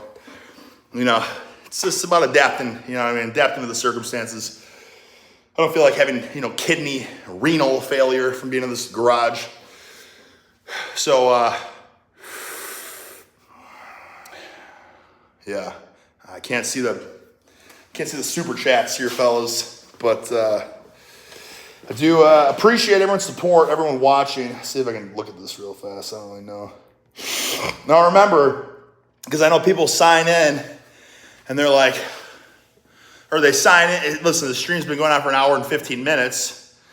And people are just probably logging on now. They're not seeing I've said it numerous times, but because obviously 6.5 years here in Florida with the WWE stuff, people are going to want to know, talk about your time and experience. I'm not allowed, fellas. I got to say that. I can't talk about that kind of stuff until my contract is officially done, basically. You know what I mean? I mean, it's like you could say like, oh, it's the greatest time of my life and all that, but it's like you can't give real details. Like, it's a big ass company. They want to protect their ass from everything, and it's totally understandable. No knocking it, but I'm just saying, like, if you're like, oh, I got to tell the full, nitty gritty details of whatever. Just know that I can't talk about that stuff until my contract is like totally up, and then even then, I mean, I don't know. I honestly, fellas, I have nothing to complain about. I got 713 people in here watching me talk to you guys, You know, 1,387 thumbs up, just sweating in the, you know, ammonia garage, pictures of Arnold and Franco and Louie and randomly Phil, who doesn't really fit the theme in here, but, you know, it's because I want to get more posters. I mean, look at all this empty space. Look at these walls, fellas. How many posters can we get on these walls? You know what I mean? We got a lot of space to fill, fellas. And I'm trying to make this, like, there's even this wall up here. I'm trying to make this like the freaking, the bee's knees of vintage. Well, not vintage, because I'm not going to have those BS Nautilus machines in here and stuff. I've learned my lesson, buying machines. Well, if you guys watched my channel from 2014 up until now, you know, like 2014, 15, 16, 17, 8, I mean, I had so many machines. Hammer strength, leg press, the hammer strength dip machine and chest press, the hammer strength incline, the hammer strength iso row. Then I had a garage too. When I had the basement gym, I also had a garage gym, like a, you know, plate loaded lat pull down, a leg extension, another squat stands. You know, we had the, what was that rack? The rack, that white rack that I just beat to shit. It was like proudly distributed in the US or something like that. It's like made in Taiwan, proudly, and then made in Taiwan in small letters, and then proudly distribute or something like that in the US. Or like the company was like proud to be from the US, and small writing, it was like built in Taiwan or something. It was something like that. But that rack, that thing was a, you know, listen, bigger's not always better, fellas. I want to say that too. Because, I mean, this thing is a freaking horse cock. Like, for real. Look at the size of this rack. And it's like bulletproof. You know what I mean? Like, that thing is, I can go just horse mode in there. And, like, the rack's not going to shake at all. I can do clapping pull-ups on it. The rack's not shaking at all. Whereas, anytime I used that white rack, I felt like it was do or die. Like, if I, you know, shake the weights around, this thing may collapse and decapitate me. You know what I'm saying? So, but the thing was, it had such a small footprint. Like, if you look at this rack, it was essentially the size of, like, this one section right here. So think about how much more space I would have in here. You know what I mean? I could have this BS hip thrust machine, the rack right there, and I could have deadlifts, like a platform right here or something. But I'll tell you right now, you know, since I'm probably going to start live streaming more too, you want to talk about deadlifts and all that, like, fellas, like, we gotta ease into it, fellas, because once I start deadlifting in here, it will be shaking the neighbor's house. You know what I mean? And I'm already screaming, yes, daddy, as you know, the royalty-free disco music is pumping with the bass at full max. You know what I mean? Like, people are already like, what the hell is happening in there? You know, this guy's lost his mind. He's lost his mind. So, we got to take it step by step. You know, the deadlifting, it will happen. The Jeffersons, the behind the backs. I don't know if I'll do that stuff. I'll probably do it just for fun. You know what I mean? Maybe try to set what's that, like, odd lifting federation. Can't remember. I used to know what it was called. It's like odd lifting federation, where they do like behind the back deadlift world records and all that. Maybe I should do that. That was my plan back in like 2015. It's like, I set a world record at the WBDA strength competition, which like probably 6 people go to and attend, and there's probably like, you know, 3 people. It's like beach wrestling. You guys ever hear of beach wrestling? So, you know, there's like Olympic wrestling. You know, obviously you're wrestling on like a mat, like, you know, wrestling. Then there's they came out with beach wrestling, which, like, I think when it first came out, like, a lot of people were into the idea, but that first came out like, I want to say it came out when I was like in high school. It's like 15 years ago at least or so. And I looked up, I was like, okay, that's like one of the things. I'm like, now I can do whatever I want. Why don't I freaking do a beach, why don't I win a beach wrestling national title? And I looked up like the bracket from the national tournament, and it was like the heavyweight weight class was like 2 people. And it was like, you know what I mean? Like, no disrespect to anyone, but it was like the guy won in like 20 seconds. I don't know. I can't imagine that the competition is too stiff. So that's something else that just like, unfortunately, I think nationals were like in May, so I just missed that. But it's coming, and you know, maybe I'll do it. Win a beach a beach wrestling national championship. You know what I mean? Like, it'll look really prestigious to anyone that doesn't know what it is. Then on my like profile of everything, it's like national champion, wrestling national champion. Like, oh my God, this guy was a national champion. He's one of the best in the world. And yes, I am at beach wrestling. So I don't see how wrestling at the beach could be any harder than wrestling on the mat. You know what I mean? Like, but maybe it is. Maybe I'm just blowing smoke up my own ass and I'll be the guy getting pinned in 20 seconds. That very well, I guess, could happen. And how embarrassing would that be? Oh, Eric, out of the beach, did you win that beach title? And my Brett Nuts like, no, I took second. I took second though. I'm like, oh, nice. And then they look up like the bracket and it's like, oh, she got pinned in 20 seconds. You know what I mean? Like, but it's still national runner-up, bro. It's like the bodybuilding competitions where it's like one guy looks okay and the other guy looks like pure shit. It's like, yeah, I won a couple NPC shows. Yeah. You know what I'm talking about? Like, I feel like there's so much. Once you get older, because the thing is, like, high school and college athletics, like, people care. And as you become an adult, it's like people just give up and no one cares. But they still have to have these competitions, and unfortunately, like, just nobody cares. So it's kind of sad. You're like, oh yeah, let me look up these brackets. And there's like, oh, the NPC Southern Georgia State Championship. And like one person. You know what I mean? Oh, brother. Shit. Okay. Well, give me 1 second here, fellas. Whew. Wow, here it is. Here it is. I appreciate you guys tuning in and the constant chatter of the conversations. I feel like that's, that's what it's all about. Again, solid community. Cannot beat that community, fellas. Appreciate all of you guys. I don't want to waste any. I don't want this shit to drag on and be boring. But what is this BS? I'm just trying to figure this out real fast so that next time I do this, it's actually not a huge waste of time with setups. And I feel like this was a decent one though. I mean, we got the leg extension and we talked about that. We did the leg curl, we talked about that. I showed you the knee sleeve undies, we talked about that. Try the strongman belt out. Did some squats, did some hip thrusts.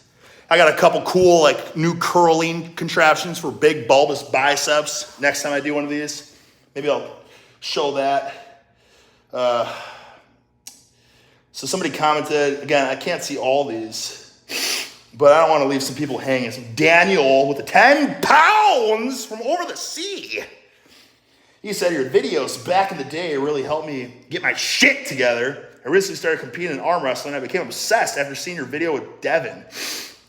Wow. Guys, let me say something real fast. Arm wrestling is a totally different beast. I'm talking about beach wrestling. It's like, yeah, I'll go there and I'll just destroy everyone. Arm wrestling, you think you're freaking, a big strong guy, and then you lock your freaking hand with someone that actually is strong and knows what they're doing.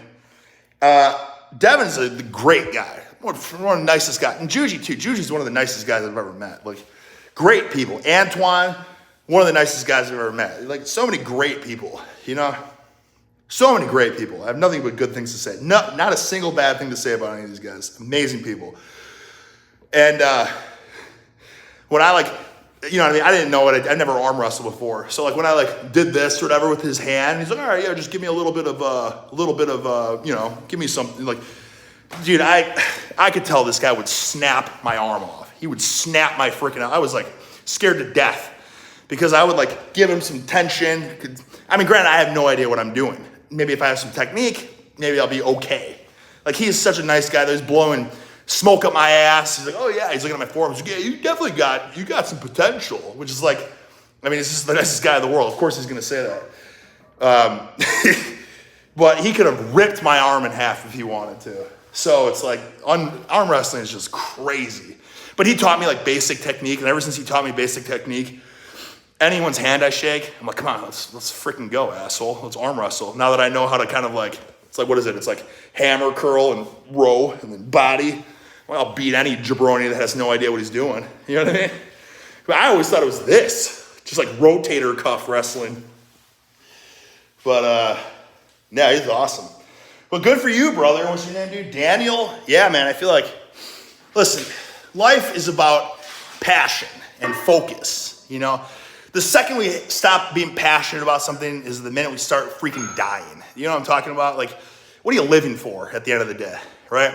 That's why I feel like having a family is important. Like, what are you leaving on this earth for? We're just freaking like parasites trying to, you know, replicate our cells and spread. So like, what are you even doing here? Well, I just want to go out and, you know, have a good time and you have a couple beers with the bros and, you know what I mean? Like, eventually it gets old. Like, what is your purpose in life? So like, I feel like you got to find purpose, you know, and you got to find stuff that's hard that you got to dedicate yourself to. Anything, you know what I mean? Like, before lifting for me, it was wrestling.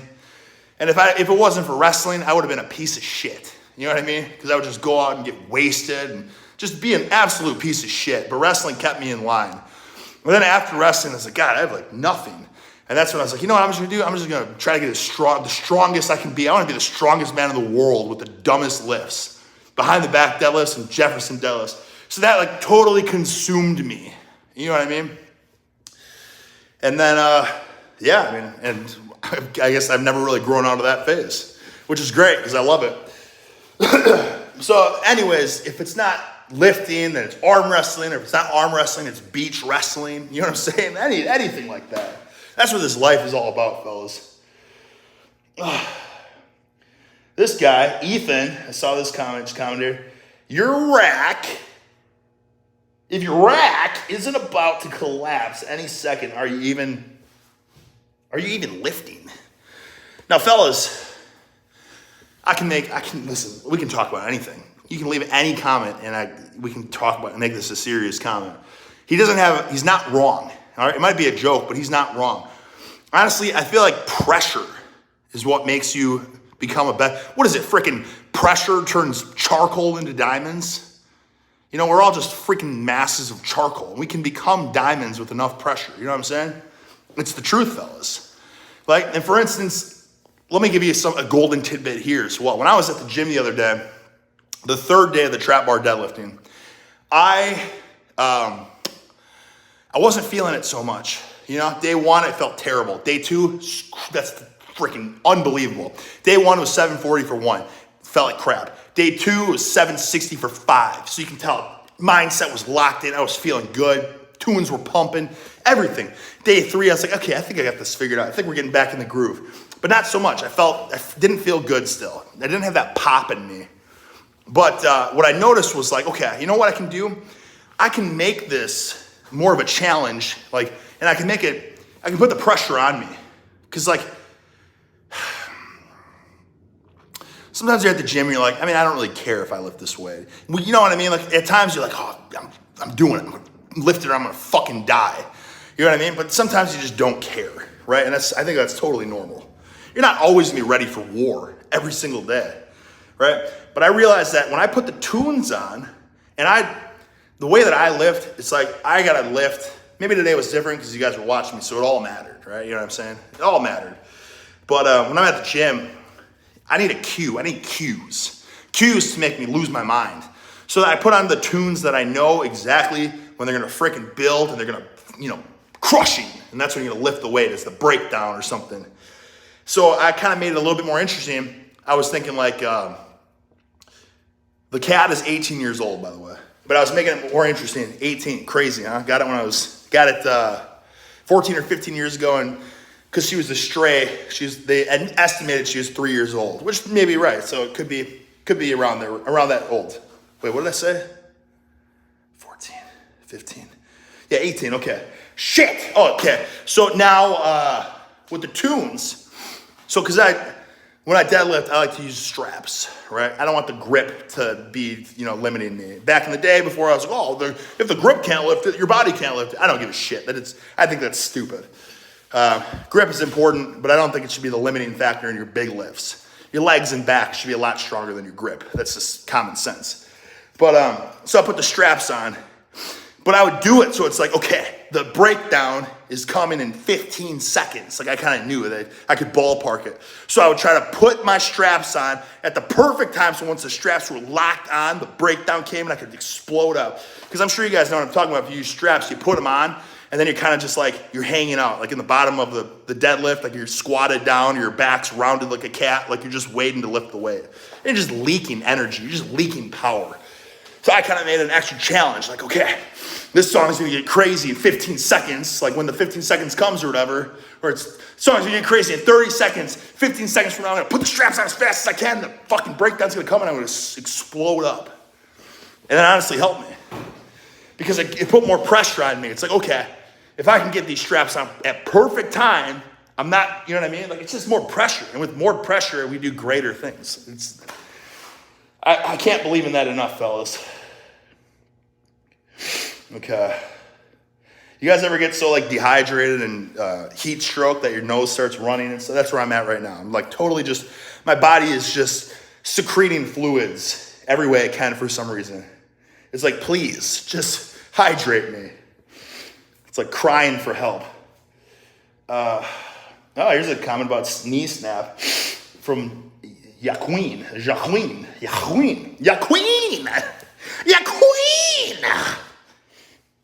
Eric, my knee almost snapped, boog style. How's this camera? Okay. Yeah, okay. An MMA getting outside tricked. Didn't snap, but swollen. Should I continue to apply mindset or hot tub deload? Well, if it's swollen, that means that there's some sort of micro tear, most likely. The swelling doesn't happen for no reason. And the only like the tweaks and the strains and stuff, those are literally tears. So, you know, as much as I preach about the mindset and all that, you probably should honestly, you should wait till your knee is not swollen anymore. You got to let that sucker heal. Otherwise, it's just going to get worse. It's just going to explode. It's happened to me in the past, right? Where I had the exact same thing. I had a swollen knee. That's how I blew out my knee 6 years ago or whatever. I had a swollen knee that now looking back on, and the MRI confirmed it. It was a torn meniscus. No, it was because it was a partial tear in the meniscus and a sprained, which is, I guess, a tear as well, another way to say a tear, in the MCL, so the medial crucial ligament or whatever. And me, having the mindset, despite feeling like shit, I tried going balls to the wall as heavy as possible, Zercher, partial, wide stance, Zercher squat, 730 pounds or something like that, and my knee exploded. Because I had the mindset, but I didn't let my swollen, torn ligaments in my knee heal. So, idiot, stupid move, but again, we're invincible when we're young. That's what we think. And then eventually, Father Time's like, I'm gonna snap your shit up, So, you gotta be smart. Anyways, okay, so this is this dude, this Ben Wright. Ben Wright, I've been right. 6 feet, 200 pounds, 21% body fat. Can't heal from failing on each set. Can't heal from failing on each set. Can't heal. Uh-oh. Each set. Prioritize volume returning. Is this? Oh, shit. Can you guys see me? Is it frozen? Okay. So we're good? You guys are gravy? You can hear me? Because I'm looking at this iPad. Okay, I'm looking at the iPad and it's frozen. Okay? It's funny, by the way, I don't know if any of you guys are like my age. I have a really hard time not calling it an iPod. Because for the big part of my life, my iPod was very important to me. 5,000 kick-ass tunes. You know what I mean? 5,000 tunes, just kicking ass. So now anytime I'm looking for the iPad, I'm like, God damn it, where's the iPod? You know what I'm saying? Like, really becoming an outdated old man. Anyways, this guy said he can't recover. Brother, I think honestly, your main priority right now, like, try to maintain your strength, but I think 21% body fat's too high. I don't think that's gonna benefit you in any way. I feel like you should get down to I feel like good strength body fat, 14, 15%, something like that. Plus, at 6 feet, unless you're like really young or something, 6 feet, 200 pounds with, I think you could get, at 6 foot, you should be able to get to 220 pounds of lean, at least. 230 would be like, you'd be jacked. 230 pounds, 6 feet, like 15% body fat, 15, 16% body fat. But you got a lot of muscle to pack on. But I think it's hard to pack on muscle if you're already 21% body fat. So I think you got to strip it. You got to cut, but don't cut it like most people do. Don't like, I'm on a diet restriction and all this. Like I think you got to just do sprints and stuff, like athletic cutting. You know what I mean? Do sprints. And if nothing else, just do sprints, like at the end of your training or something like that. It's all it's going to do is strengthen your quads and your glutes, your hamstrings. It's going to make you a freaking explosive horse. But it's also going to jack the hell up of your metabolism, and it's going to make you you're going to just strip body fat. That would be my golden piece of advice for you. Yeah. Here's a funny one. Well, not funny, but okay. I hope the people that left these comments like hours ago are still here, so they know I'm addressing this. But Nomad FLBH. Do you ever think about going on Mark Bell's Power Project podcast? Your life story is pretty damn awesome. Also, have you heard of the power metal band Dragon Corpse? Dragon Corpse sounds like it could be a really shit band, but I'll check it out. Because some power metal bands are great, and some of them they cross the line of becoming just too goddamn cheesy.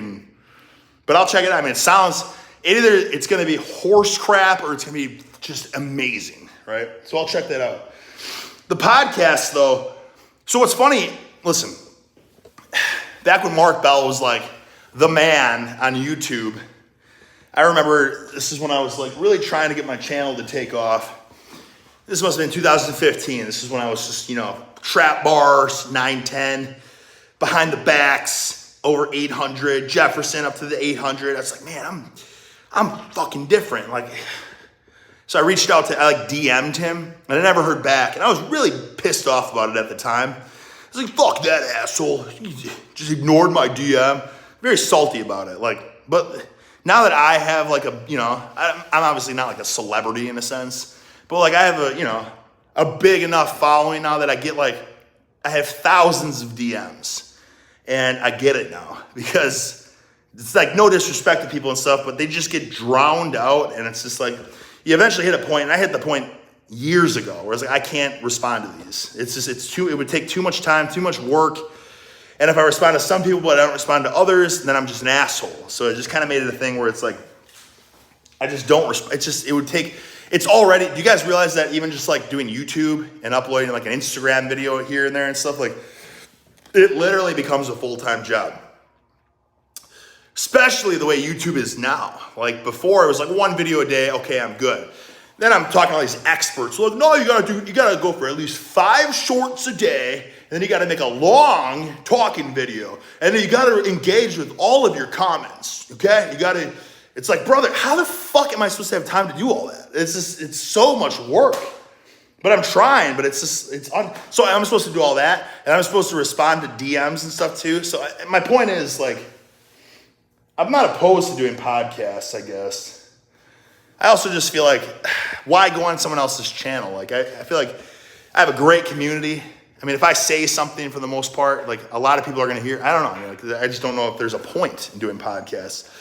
Elite FTS reached out to me about doing their podcast, and I was going to. I didn't get back to them yet, but I was looking at my WWE travel schedule, and I was actually going to be somewhere in Ohio that was not too far. I think they're in London, Ohio or something. So I was like, oh shit, November, whatever it was, November something would work, and I was going to message them, but then I got fired. So I was like, well, I guess that's not going to happen.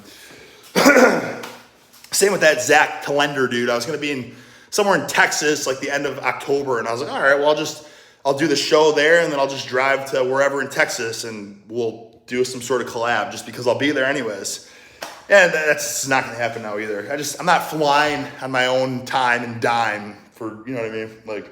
I'd rather just, chit chat with the boys in the Rat's Nest. Look at pictures of freaking Louis and Arnold as I get swollen and engorged. Don't take that the wrong way. Okay, I can tell my family's home now, so I should probably wrap this up.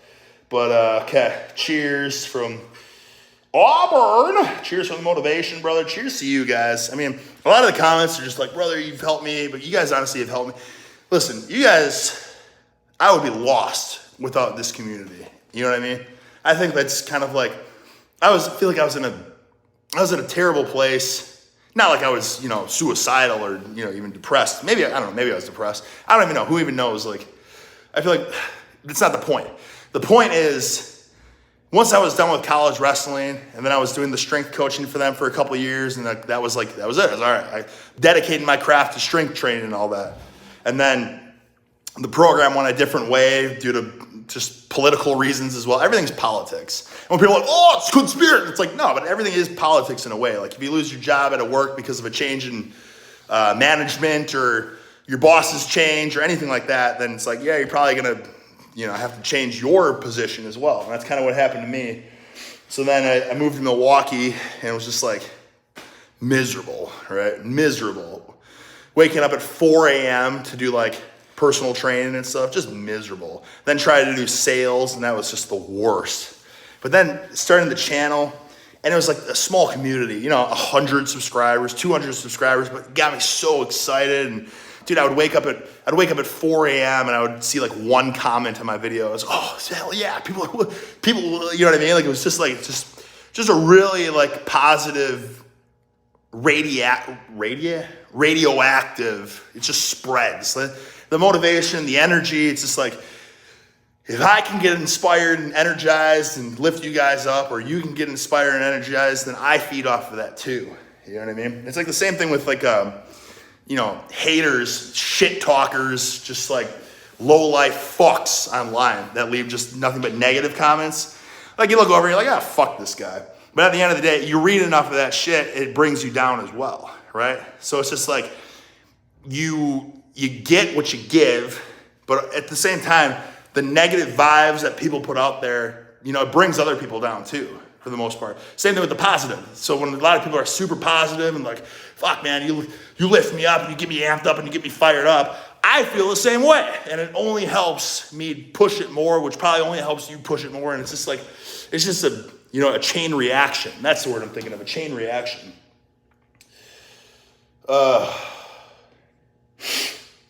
Someone asked me about a new favorite metal song. That's a hard one to answer, guys, because honestly, music is like a representation of your emotions, and I think your emotions are always changing. So there's not always like that's my favorite song. It's like the same thing because I have like a Megadeth tattoo. It's like, what's your favorite Megadeth song? It's like, brother, there is none. You know what I mean? What's your favorite Iron Maiden song? There is none, dude. I loved them all. You know what I mean? I worshipped those bands as a kid, so it can't be like, oh, that's my favorite. It's like you put the album on, you lift weights, and each one made you feel a different way, right? So, you know what I mean? If you're feeling pissed off, you listen to something that, matches your emotion. If you're feeling a bit depressed, you play something that's depressing, you know what I'm saying? So it's all about the time and the place and the vibes. Okay. Yeah. Wait a second, is the one at Max upright row? That's the Grizzly one, right? That's the Grizzly. That's the Kiriko's Grizzly lift, which that guy, when I tried that stuff with Juji at the time, I didn't do as much upper body training, and I feel like that's something I can't get out of the groove in. It was after I blew my knee out, I did shoulders every single day, and arms every single day, and then I would rotate between pulling and pushing, but I would do upper body every single day. I have so much cat fur stuck in my nose. I would do upper body every single day, and then I would go do 2 to 3 hours of lower body rehab. So like when I was doing my recovery, like literally I would work out for not even joking, 4 to 5 hours a day. And I was eating like a horse too. So it was hard because like shit, my whole day is just lifting, but I love lifting. And it was like, if you can commit to doing that, like you're gonna be a freaking jacked specimen. But now that I'm like, kind of on my own again, and I don't have to do rehab, so I have total freedom of what I want to do, I I know myself, and I'm like, okay, like I want to deadlift every single day, which is awesome because then your deadlift's going to get really strong. But then what's going to happen to your shoulders and what's going to happen to your pressing and pulling strength and all that? You know what I mean? So it's just there is a balance as well. People used to ask me, oh, does the one lift a day? Like, how do you not lose size and all that? And I'd be like, well, you can maintain it by you just take 1 day a week and do this, bullshit volume, whatever I said, which I would do. It's not like I was making shit up, I would deadlift every day, and then I would take like a day or two of just like upper body volume kind of work or whatever. But like looking back, it's like I was leaving so many gains on the table doing that. So that's why I'm trying to make it a little bit different now. That's why I'm doing like with the deadlift every other day. I'm trying to do like pull-ups every day on top of that. And then filling in the cracks, you know what I mean? Like, which I still haven't figured out yet now because like, what am I gonna do arms or how am I gonna do shoulders? And I'm gonna figure that out. And as I do it, you guys will obviously see what I do as well. I mean, today, like I'm trying to have leg days as well, basically, because if I just do, I'm trap bar deadlifting every other day. Okay, that's cool, but that's not really hitting your legs the same way as like squatting, leg curls, all that. And it's just setting yourself up to get injured, I feel like. So, programs are really just cookie cutter because it's like, well, you should do this. And like, whatever, something's not going to work the exact same for another person as it does for one person. But at the same time, like, I think there's got to be a perfect structure in terms of peaking strength, but at the same time, just being volumized and gorged with muscle mass, right? It's like you can't just be strong and skinny or just jacked and weak. You know what I mean? So it's finding that perfect recipe somehow. Okay. I think that's all of them, fellas. What is this comment about how did I end up naked and raging on campus years ago? Did I tell that story before? Yeah, it's happened. So I won't get into too much, and I don't condone, being an idiot.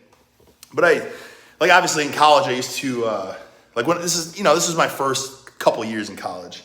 I was a dumbass. I was a kid, you know what I mean? I was stupid. Didn't understand. I'm a super extreme person. So some people say I'm the most extreme person they've ever met. My wife would agree. Like, for instance, now that we're in the hot tub every night, I try to make it as hot as possible. I'm like, damn, but then I Googled it. I'm like, okay, what's a healthy thing? And it's like, should never go above 104 degrees, and then, it becomes detrimental to your health. Knowing me, though, if I could, luckily the thing topped out at 104, I would have made it 120 probably.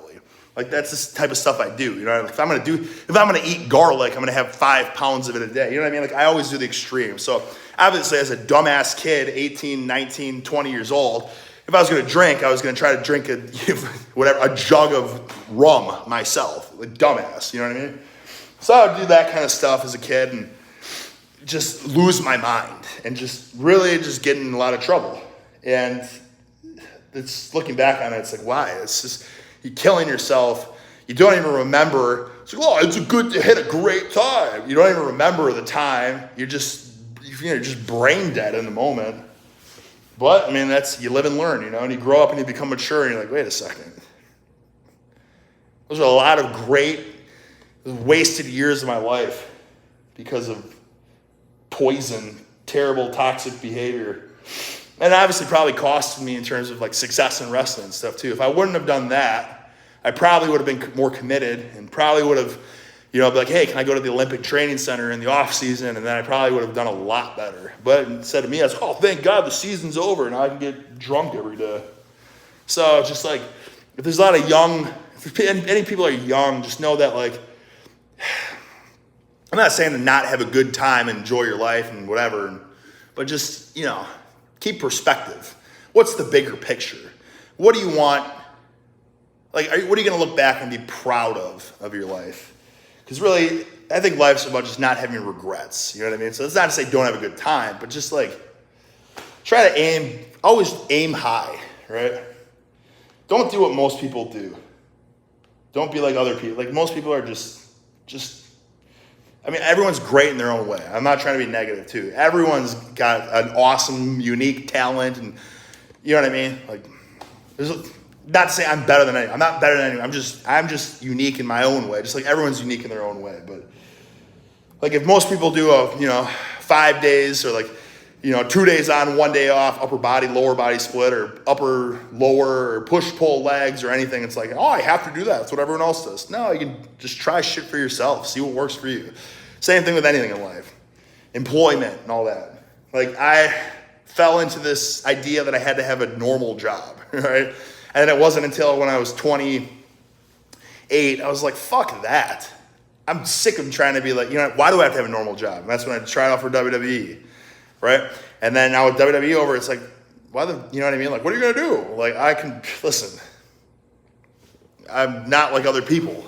You know what I mean?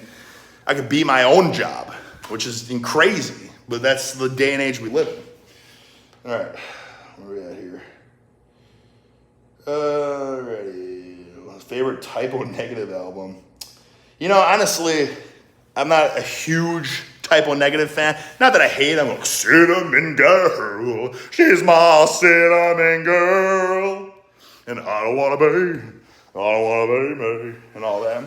Black, black, black, black, number one. You know what I'm saying? But I don't know, like, oh, that's from the, Rust album, or whatever the frick they're called. I don't know. I'm more of a, when it comes to that band, it's more like Spotify. Boom, hit that song. Oh my God. Fellas, I'm trying to read these questions and stuff, but I have like just cat fur just up my nostrils. You guys don't understand how uncomfortable cat fur on moist, sweaty skin is. Like literally, you can't see it, but it's like cat fur is just radiating off of my flesh. Oh my God. Okay. Bangin' PR Tunes. Pants, Wreath Tuho. The Red Album. All right, brother, I'll look that up. It's going to be hard to remember that name, but I'll just type in Pan Sarah, and we'll see what pops up. Patrick saying, today was amazing. Today was an absolutely amazing day, Eric. Thank you.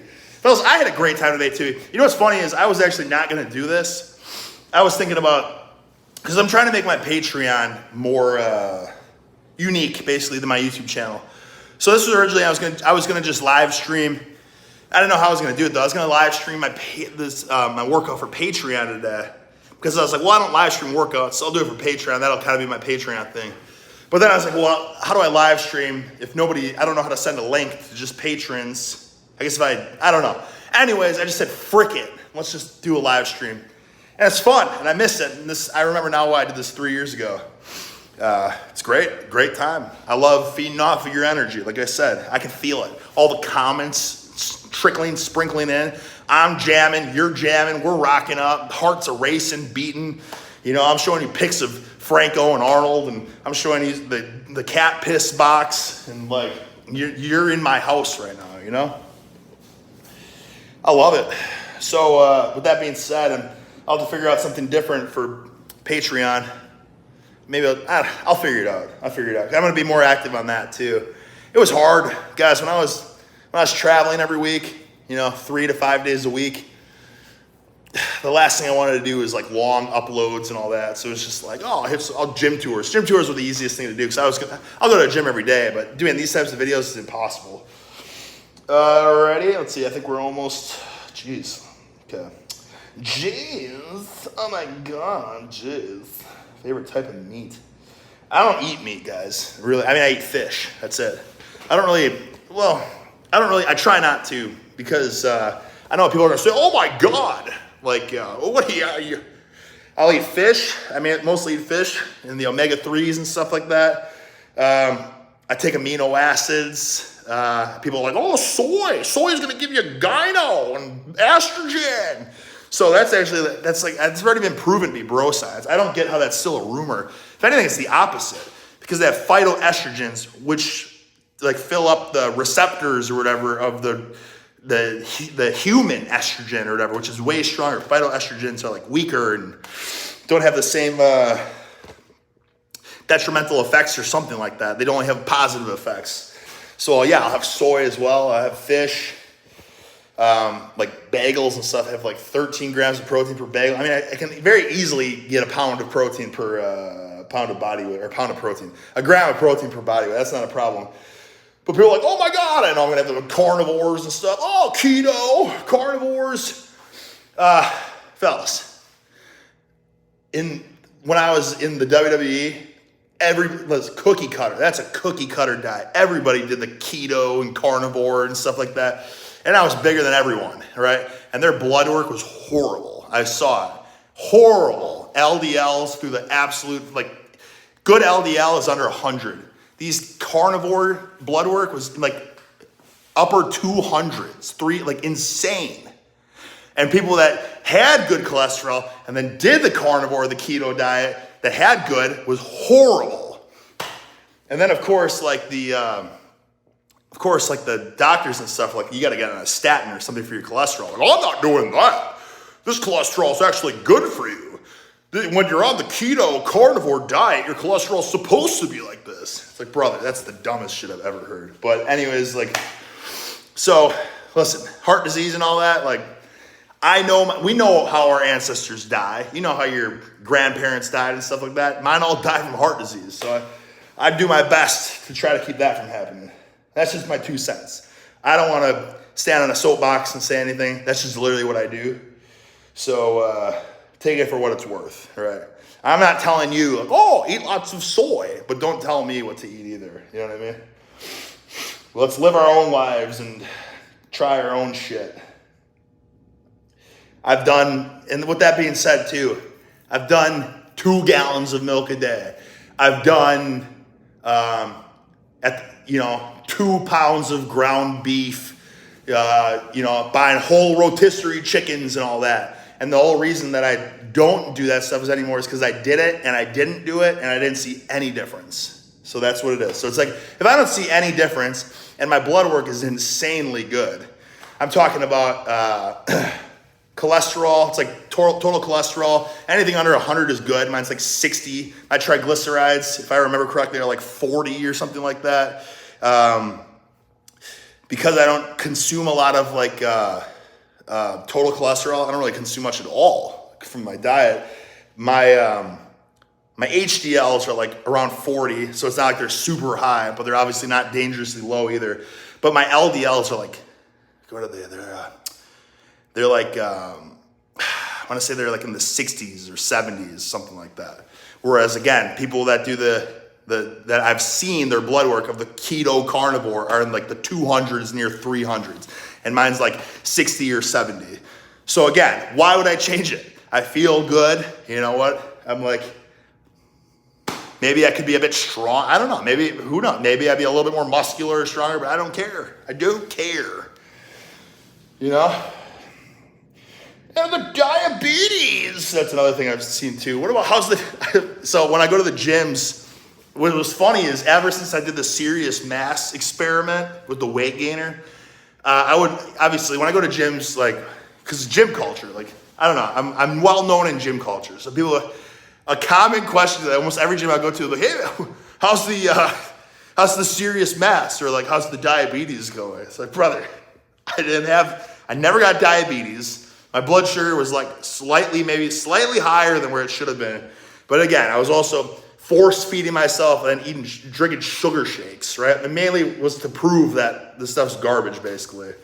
But I should check it on camera for you guys. But basically, like, anytime I've gotten like blood work and all that, it's in the 80s. You know what I mean? It's good. And that's on like a very, very carb heavy diet, right? With like carb powders and fig bars and all that kind of stuff. Muscle eats sugar, you know? Okay. Jeez, there's so many of these things. Okay. All right. Magni Mark. Okay, best YouTube channel. I appreciate that, guys. I like to hear that, you know, because listen, I said we talk about anything. I could read one sentence and talk about it for a decade. But,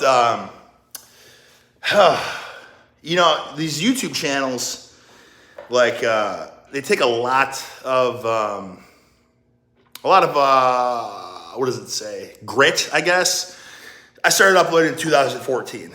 And like I said, it took me 2 years to get to 1,000 subs. So 2 years of just grinding, watching other channels. Like, how the fuck did these guys get 20,000 views a video? You know what I mean? Like, I'm doing 900-pound trap bar deadlift, and I'm getting 500 views. You know what I mean? Like, So it's just like just chipping away, grinding throughout the years and trying stuff. And then you see like, okay, well, this gets a good response. Maybe I should upload more like this. And then it doesn't get a good response. And then it's like, well, I still got to stay true to myself. And I still want to, I want to lift the way I do, but like my channel's dying if I keep doing that. How do I change it? It's just a total mind fuck. So it's good to know that people enjoy the channel still, because it's like, at the end of the day, like, it's just, it's fun. It's fun, but it's also bullshit at times when YouTube changes their algorithm or whatever. And I used to get 5 million views a month, 5 million. And now I'm looking at my analytics and it's like, you've gotten 800,000 views this month. It's like, how the hell is this possible? What's changed? You know what I mean? It's more upload frequency too, but it's just, just shit happens. But you can't be bitter about it. You can only adapt. You know what I'm saying? You just got to take what's given to you and just, all right, this shit sucks, but I'm going to turn this into a positive, right? That's like my most critical go-to motto. It's like, when bad shit happens, it doesn't have to be bad shit. It can be like a really positive thing. You know what I mean? Say you lose your job. Maybe it was a good thing. Maybe it was for the better. Maybe it's going to lead to the greatest opportunity of your life. Right? Could. Right? Maybe, a relationship ends and it's like, it breaks your heart. But then if that never happened, maybe you wouldn't have pursued this other endeavor and it made you more successful than you could have ever have dreamed of. You know what I'm saying? So it's like, shit happens. That's life, right? Life is pain but life is experiences, and it's just you take what comes at you and you just turn it into gold. So YouTube's algorithm changes. It's like that one YouTube video or whatever. It's like, oh, you just, something happened, good. You just lost your job, good. You just fucking died, good, right? I don't know if you guys know what video I'm talking about. Okay, Kitty. Oh shit, Kitty's been inside.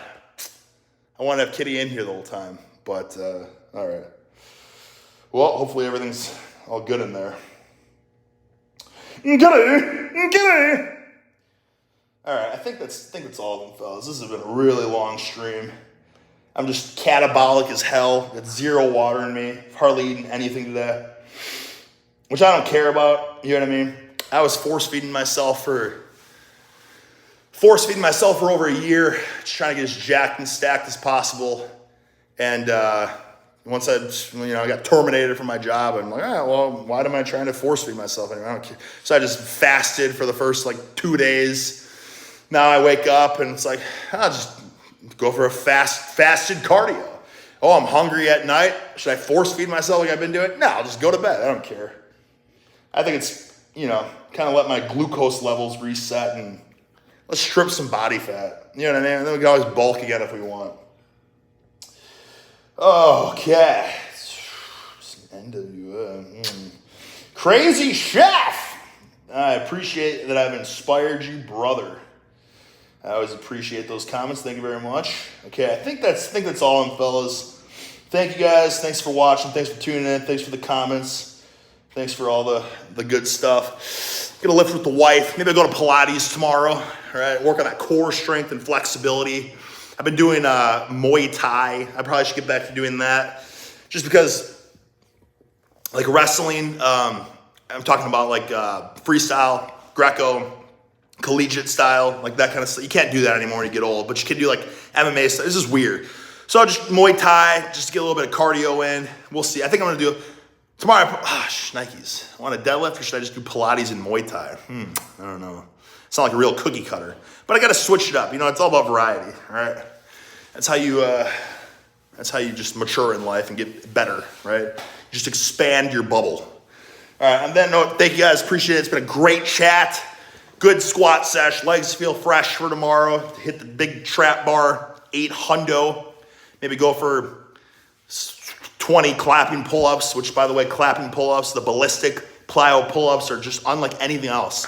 The other day I did 16 of them, and I thought I was going to snap a bicep. There was so much freaking tension in my arms. My arms were actually sore right after doing it. I mean, that's intense. Okay? On that note, let's call it. Okay, let's call it. Appreciate you guys, and if nothing else, I'll live stream again next Sunday. Thank you.